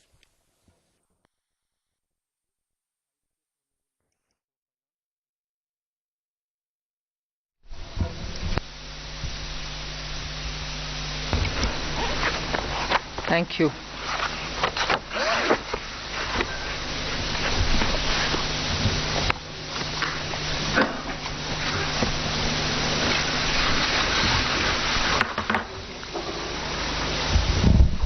Good evening, and thank you for being here now after the budget has been laid on the table of the House. As opening remark, I'll just give a few indications of what has been highlighted in the budget.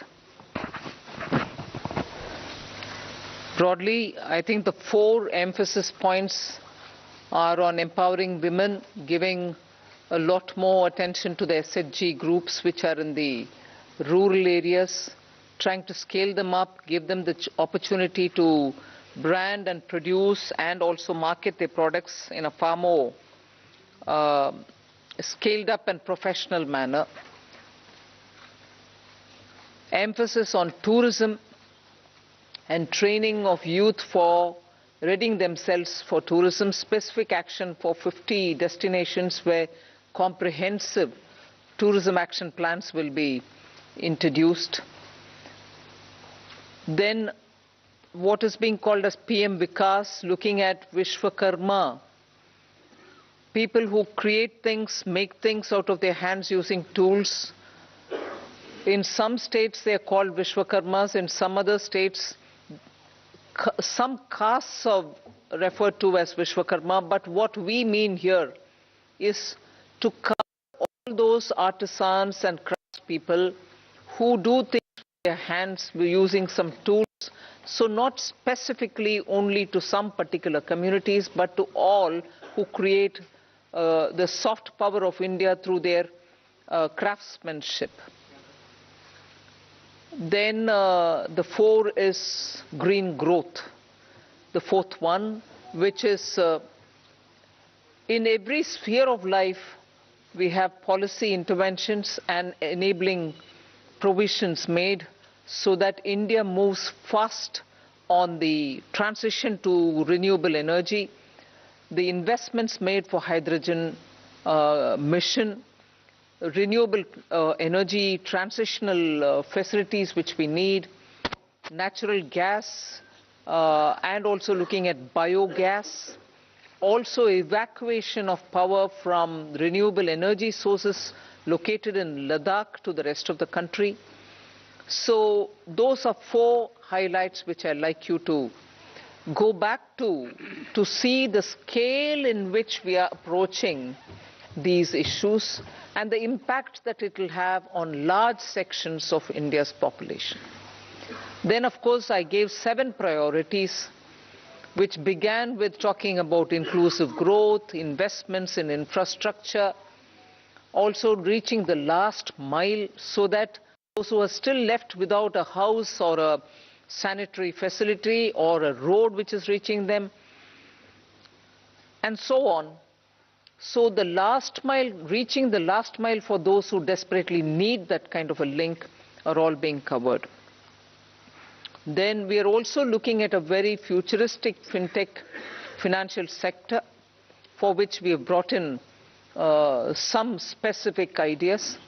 We are looking at also improving the industrialization of this country, where people will be trained for Industrial Revolution 4.0, which means they're going to be trained for AI, IoT, using Web3 in other words. So training manpower to ready themselves for industries which are rapidly becoming industrialized in the Web3 context. Then digital economy, unleashing the digital power of India in various walks of life, setting up an artificial intelligence research center, center for excellence. So all these are in part A. There's a lot of increase in the agriculture credit availability, 20 lakhs being made available for agriculture credit. Also a sub-scheme under the PM Matsya Sampada Yojana, making sure that people living in the coastal areas are going to benefit from it, fishermen are going to benefit from it. Now, if largely the Part A has looked at these, Part B has aimed at rationalizing the customs duties, also making sure personal income tax, after a very long time, has had substantial changes which will benefit the middle class. And also because this country has been waiting for direct taxation to be simplified, also waiting for direct taxation to be a lot more easy in compliance, and therefore the new taxation regime that we brought in for direct taxation 2-3 years ago has now got greater incentives, greater attraction, so that people can unhesitatingly move from the old to the new. Of course, we are not compelling anybody. Those who want to remain in old can still remain there for enough justifications that they can have. But the new one obviously is now attractive because it gives greater rebate. It also provides for a simplified and smaller slabs, lower rates of taxation, and also slabs which are nicely broken down. So with all this, I think the budget, I've not gone into specifics, but I thought as an opening remark, this much will be sufficient to say this is a budget which is beautifully balanced. Both growth considerations, because the capital investment has never before seen double-digit investment announcements. 10 lakh crore, which includes 1.3 lakh crores being given to states, is going to give a big leg up for capital investment from government. So the balancing that I'm talking about is looking at public sector investments, continuing that good tradition of capital investment in infrastructure, and also attending to MSMEs, because they are the engine of growth. We've given them relief, we have also given them new access, we have extended and widened the emergency credit liquidity guarantee scheme, also given them back their securities, 95% of it, even if they fail to deliver on contractual promises which were during the COVID pandemic. So the balancing is, one, we could sustain the capital infrastructure expenditure from the government, simultaneously in the private sector give a lot of push and impetus for the MSME, and not forgetting the individuals, the middle class individuals who needed that kind of a tax breaks and relief through taxation. So the large macroeconomic considerations have also been kept in mind. The fiscal consolidation has not been kept in the back burner. We've attended to it. We are respecting the glide path we gave ourselves 2 budgets ago. 6.4 this year fiscal deficit, and the forthcoming year for which the budget is presented now, 5.9% fiscal deficit. So broadly, I leave it at this. I suppose when you ask questions, we can answer the rest. Thank you. Thank you for coming here today.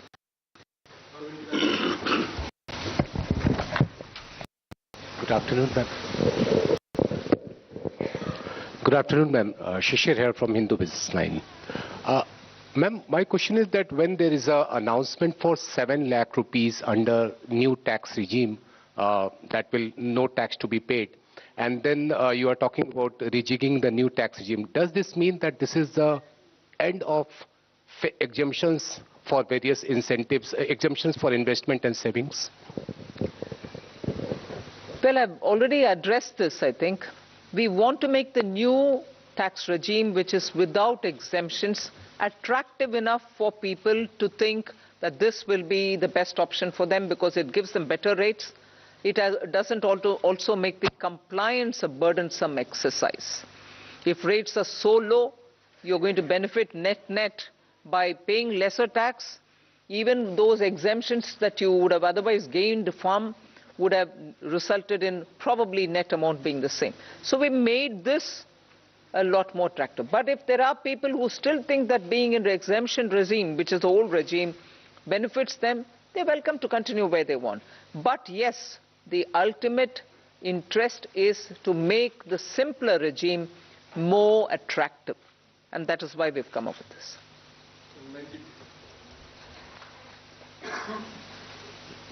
Ma'am, firstly, many congratulations on that fiscal consolidation, because I keep asking you that question. But the issue today is about people in terms of, there is a big gamble in terms of capital expenditure. When you do that, does it actually trickle down to the people? Does it create jobs? I know you've been doing this for the last 2 years. Are you sure that this will really trigger off job creation, one, to, money in the hands of the poor people? The second, of course, is about inflation, which, again, you, like last year, you haven't really touched about it, but you have had the letter from RBI. Your chief economic advisor yesterday says we are in uncertain times, but we hope that it will be under the check of 4 to 6%, hopefully the lower band of RBI. What is your answer to both these points?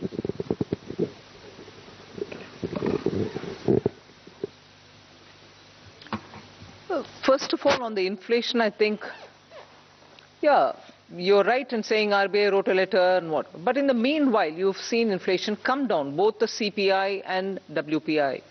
Action is being taken by the government. We take inflation-related steps as and when things develop in the ground and in response to it. And that has borne result.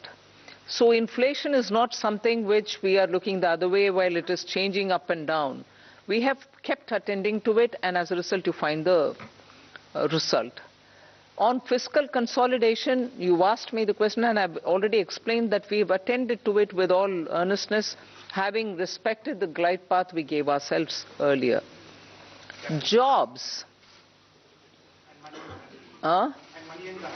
Yeah. See, first of all, I find it a bit odd you may want to ask this question like this. Capital expenditure.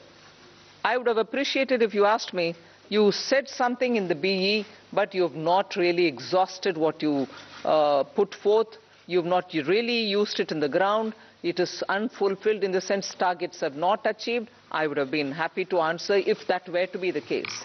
But you're asking me a question about, in the sense you are implying that we have fully utilized what has been kept for capital investment.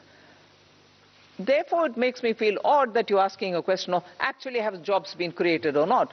When projects are undertaken and money is utilized, and that it is utilized is coming through from the budget statement, how would the projects get completed without manpower, without jobs?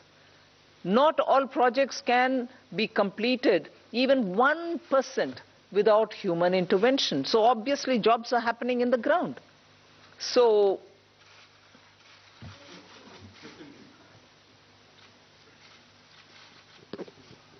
Ma'am, I want to ask you, ma'am here.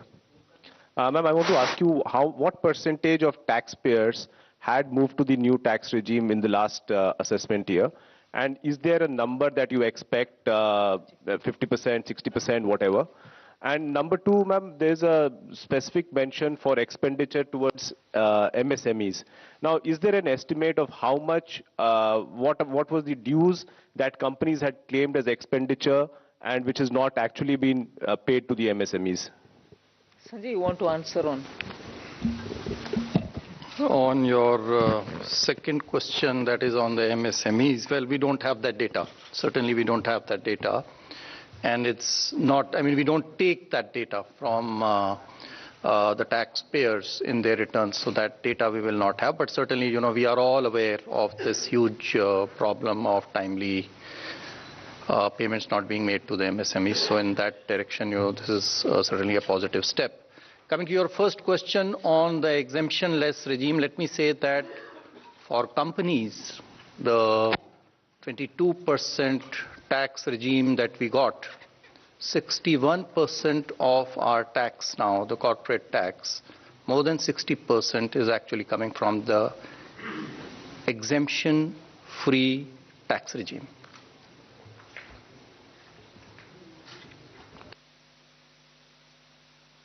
Individuals' data we will not have, but we are very hopeful that this particular scheme for individual taxpayers, the PIT, I think the majority would prefer. I mean, all of you, if you all do your own calculations, I think majority here would be now wanting to shift irrespective of their incomes and the deductions and exemptions that they claim.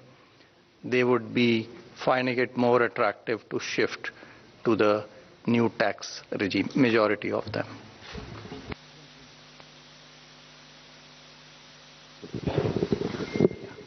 No, go ahead. Ma'am, very good afternoon. Congratulations on a great budget. It's very clean, simple, nicely done. Ma'am, one quick question on capex and one more on petroleum subsidy. Ma'am, your capex for RE is lower actually in terms of the spend as of now. But the target is, you know, greatly stepped up for FY24. So what gives the confidence that it will be all utilized? That capex RE is lower, ma'am. 7.28 versus slightly lower. And a big jump for FY24. So what gives the government the confidence that all of it is going to be utilized and well spent? That's one, ma'am.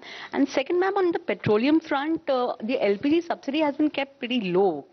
You had announced certain additional measures last year in May, along with the deep cuts in excise on petrol, diesel. So what happens to those announcements regarding LPG subsidy? They have not been rolled over.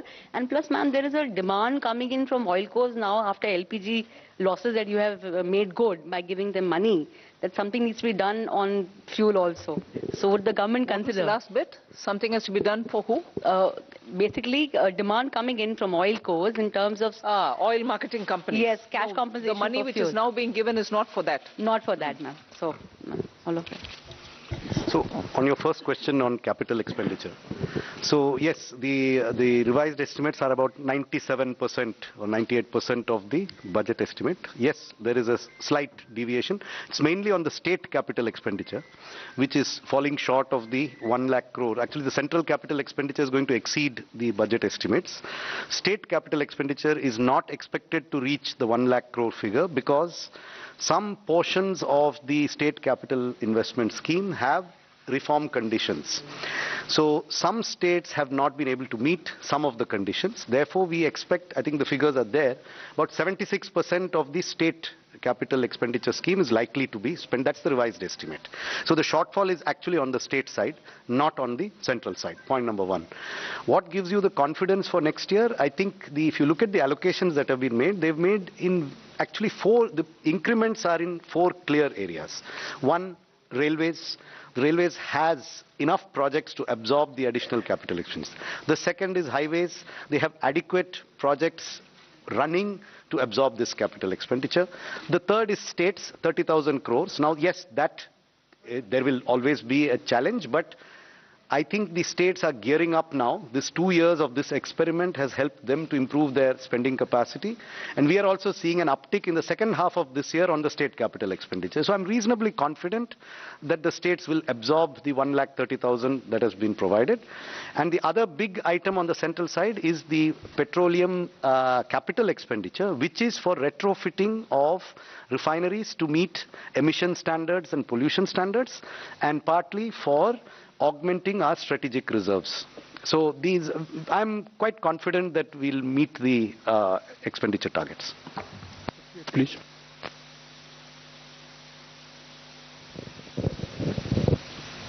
Tarun Sharma from Zee Business. Ma'am, जो disinvestment का जो target है वो 65,000 से 50,000 किया है और next year का 51,000 किया है।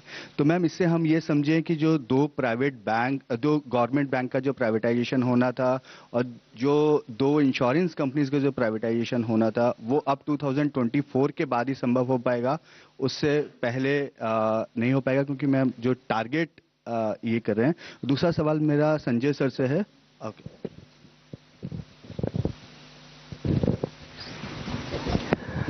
जैसा कि आपको विदित है कि डिसइन्वेस्टमेंट तो मार्केट कंडीशंस और कई चीज़ों से निर्भर करता है, तो उस हिसाब से जो प्रैक्टिकल और प्रूडेंट टारगेट है वो रखा गया है।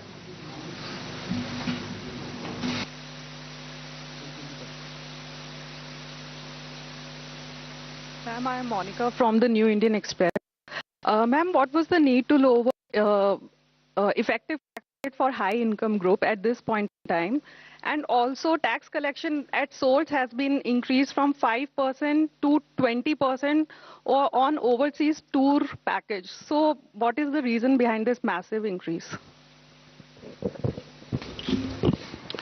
See, the tour packages are generally taken by people whose effective tax rate is certainly more than 30%. So if we are charging them 20% TDS, I don't think it is high. Our attempt always has been to charge TDS at more or less similar rates, if not exactly the same rates.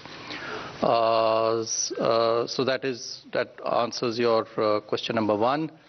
Question number two on, I think you are referring perhaps to surcharge, which has been reduced.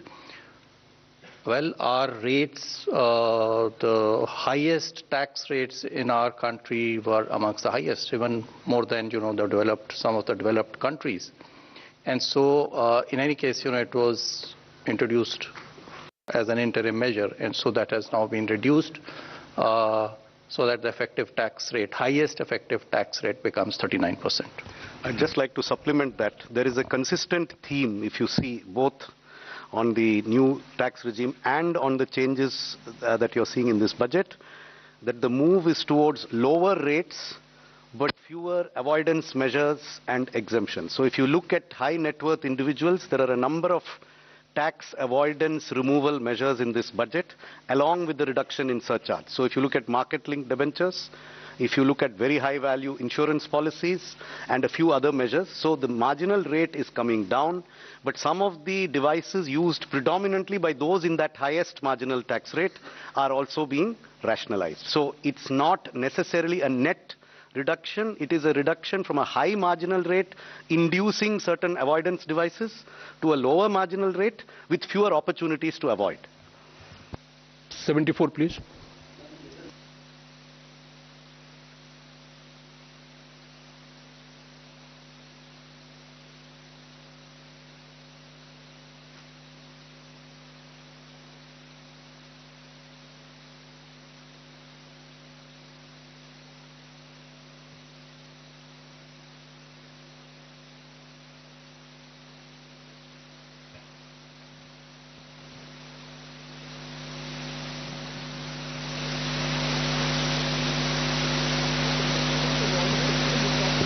One's mind being part of a political party.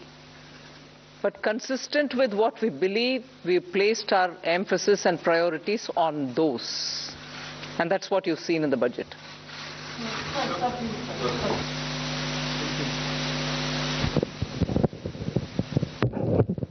Madam, मेरा सवाल है आपसे। मैं संजय शर्मा हूं, लोकमत अखबार से। Madam, आपके budget में विपक्ष की तरफ से कोई ज्यादा प्रतिक्रिया नहीं है ये, लेकिन इस बजट से महिलाओं को काफी उम्मीदें थी। घर की महिलाओं को जो महंगाई से पीड़ित थी, रसोई गैस के सिलेंडर के दुगने दामों से पीड़ित थी, कहीं ना कहीं आटे से लेकर के रोटी तक सारी चीजें महंगी हो गई है। तो क्या इससे आपको लगता है कि कुछ इसमें महंगाई पे भी फर्क पड़ेगा और घर की जो रोटी है, जो घर की जो रसोई का जो सामान है, उसमें इस बजट से कुछ फर्क पड़ेगा?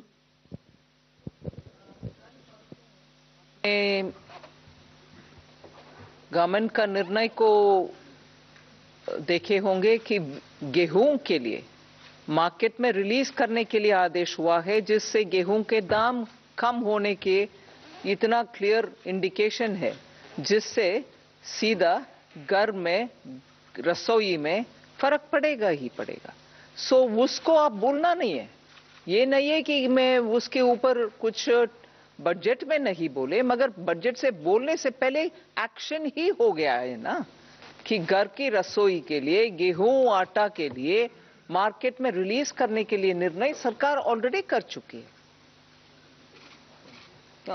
एक मिनट। साथ ही साथ जो है महिला जो है वो भी एक परिवार का सदस्य है, तो जो रिलीफ जो इतना टैक्स पर्सनल इनकम टैक्स में दिया गया है वो भी परिवार के पास में और महिला के पास में आएगा, उसके हाथ में आएगा, जिससे वो अपना घर का खर्चा चला सकती है। सो वो भी एक महिला के लिए, हमें नहीं देखना चाहिए कि महिला के लिए नहीं है, वो भी महिला के लिए एक बेनिफिट है।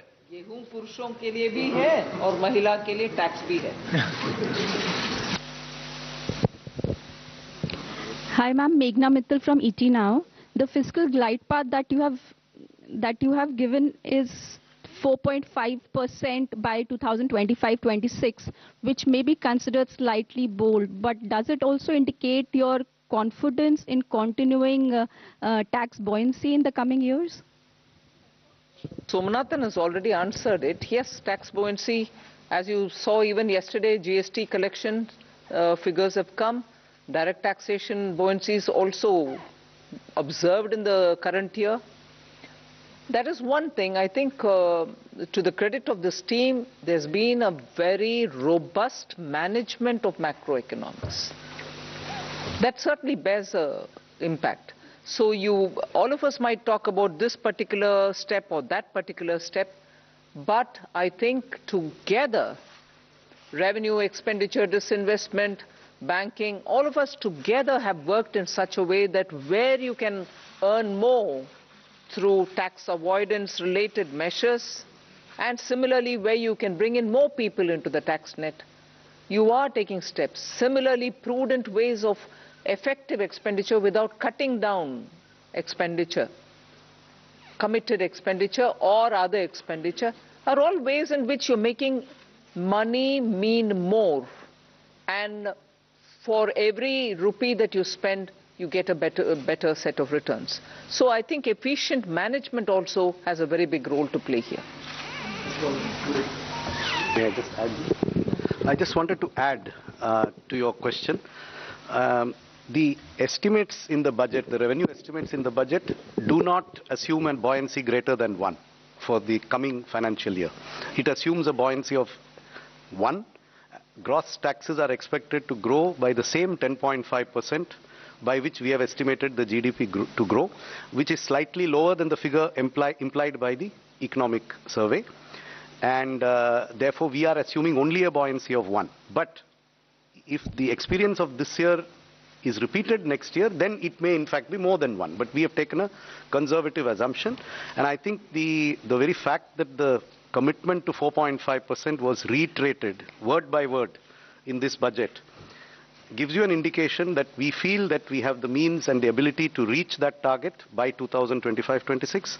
I would also point out that many of our expenditure increases are on discretionary spends. We have kept a very tight lid on the irreducible types of expenditure, and therefore there is room in the budget, both on the revenue side and on the expenditure side, for us to reach that fiscal deficit target by 2025-26. And it is not likely that the finance minister has reiterated it in Parliament today. Ma'am, Timsi Jaipuria from CNBC TV 18. Ma'am, I have two questions. Firstly, on the TDS reforms, you've come out with two specific reforms. For one, 20% TDS on foreign investments. Why has this been introduced? Is it to curb the flight of capital or investments which was going outside the country? And secondly, on students who are going outside to study, on that also the TDS has come, there's a 5% that has been levied. or it has been it has been reduced? There is no change on education, or absolutely not. That's wrong. Your facts are wrong. But what happens to the amount that one spends in staying there as a student? First, correct the thing which you've said, because yours is a very powerful voice, and that can spread among your dosts, and that can go out. No change has been made for education or health purpose LRS. Please, I hope my voice is audible much more than Timsy's. Thank you for correcting me, ma'am. But on the foreign capital, on the foreign investment, the TDS of 20%, if you could explain the rationale. I think this question was asked, and I already answered it, to say that this is actually coming from income, and the income tax rates for those categories of people who are using this LRS to send money outside is much more than 20%. And so they were in any case, to pay for the tax. And in case they don't have to pay for the tax, they can always get a refund.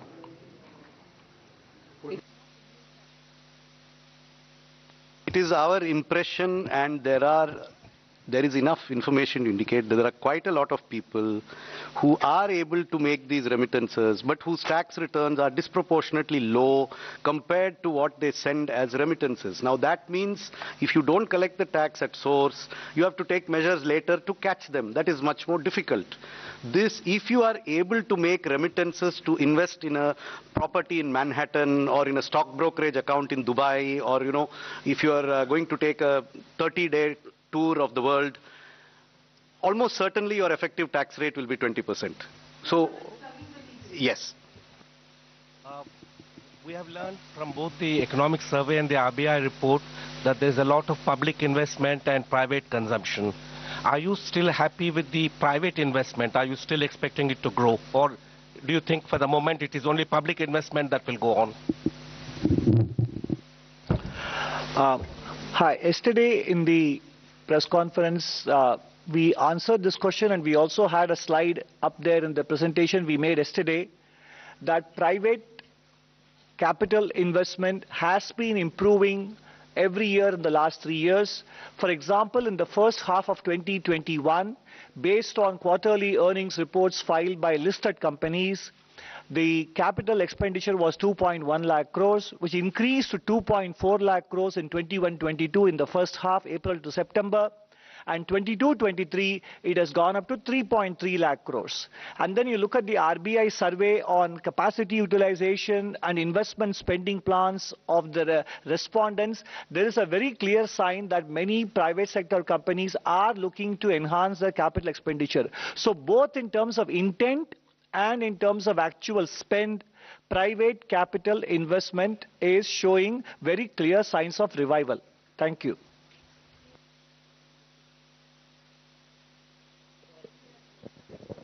Ma'am, this is Ujjwal Narayan from Newsrise.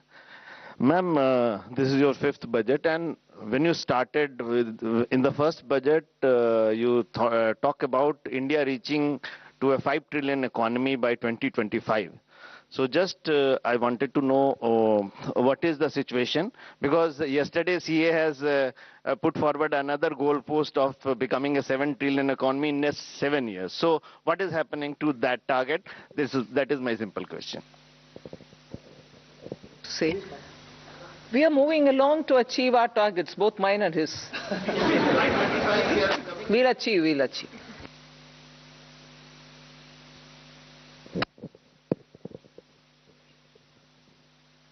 Good afternoon, ma'am. This is Chetan from India Today Group. Ma'am, while calculating the fiscal match for FY24, how did you assume the disruptive variables like the crude prices and, of course, China unlocking and its impact on commodity prices? What was the benchmark that you were the thinking behind the rationale?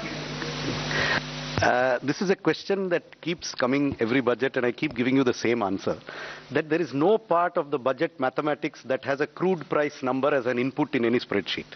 See, because there is no direct subsidy on any petroleum product. Unlike the fertilizer price or the price of the MSP, these have direct impacts on the budget. The petrol price would have an impact only if it triggers some major change in the tax system. Otherwise, the petrol, diesel oil prices do not directly affect our budgeting. So it is not that there were days, maybe 10, 15 years ago, when there was a lot of subsidy on these commodities. At that time, a crude price assumption was inherent in the budget. Today, there is no inherent crude.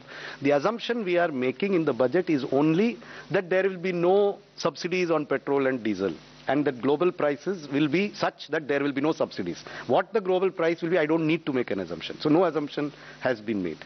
And this is a confusion since last year when people referred to what was said in the economic survey as though it was said in the budget itself. The budget didn't say it then, the budget doesn't say it now.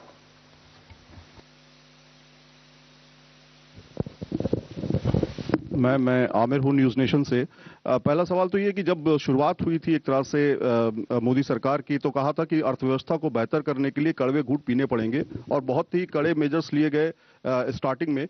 लेकिन आज ये देख रहे हैं कि सरकार ने कड़वे घूंट पिए हैं जनता को खुश देखने के लिए।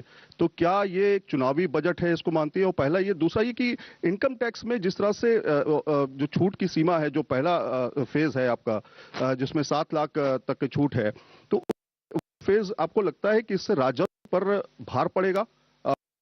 कोई एस्टिमेट है इसमें? We have said it in the budget speech itself as to what is the net revenue foregone. उसका घोषणा ही कर चुके हैं हम, हिडन नहीं रखे। सो वो आ गया है 35,000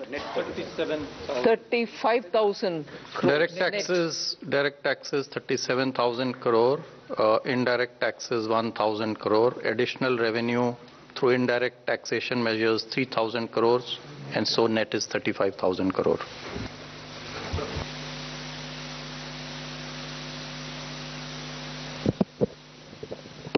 This is Anuradha from Economic Times. In your budget speech, ma'am, you spoke about the review of financial sector regulators. So can you elaborate a little bit on that? Something? Some of these exercises, when the regulations are brought in, they serve a purpose. Thereafter, the economy changes.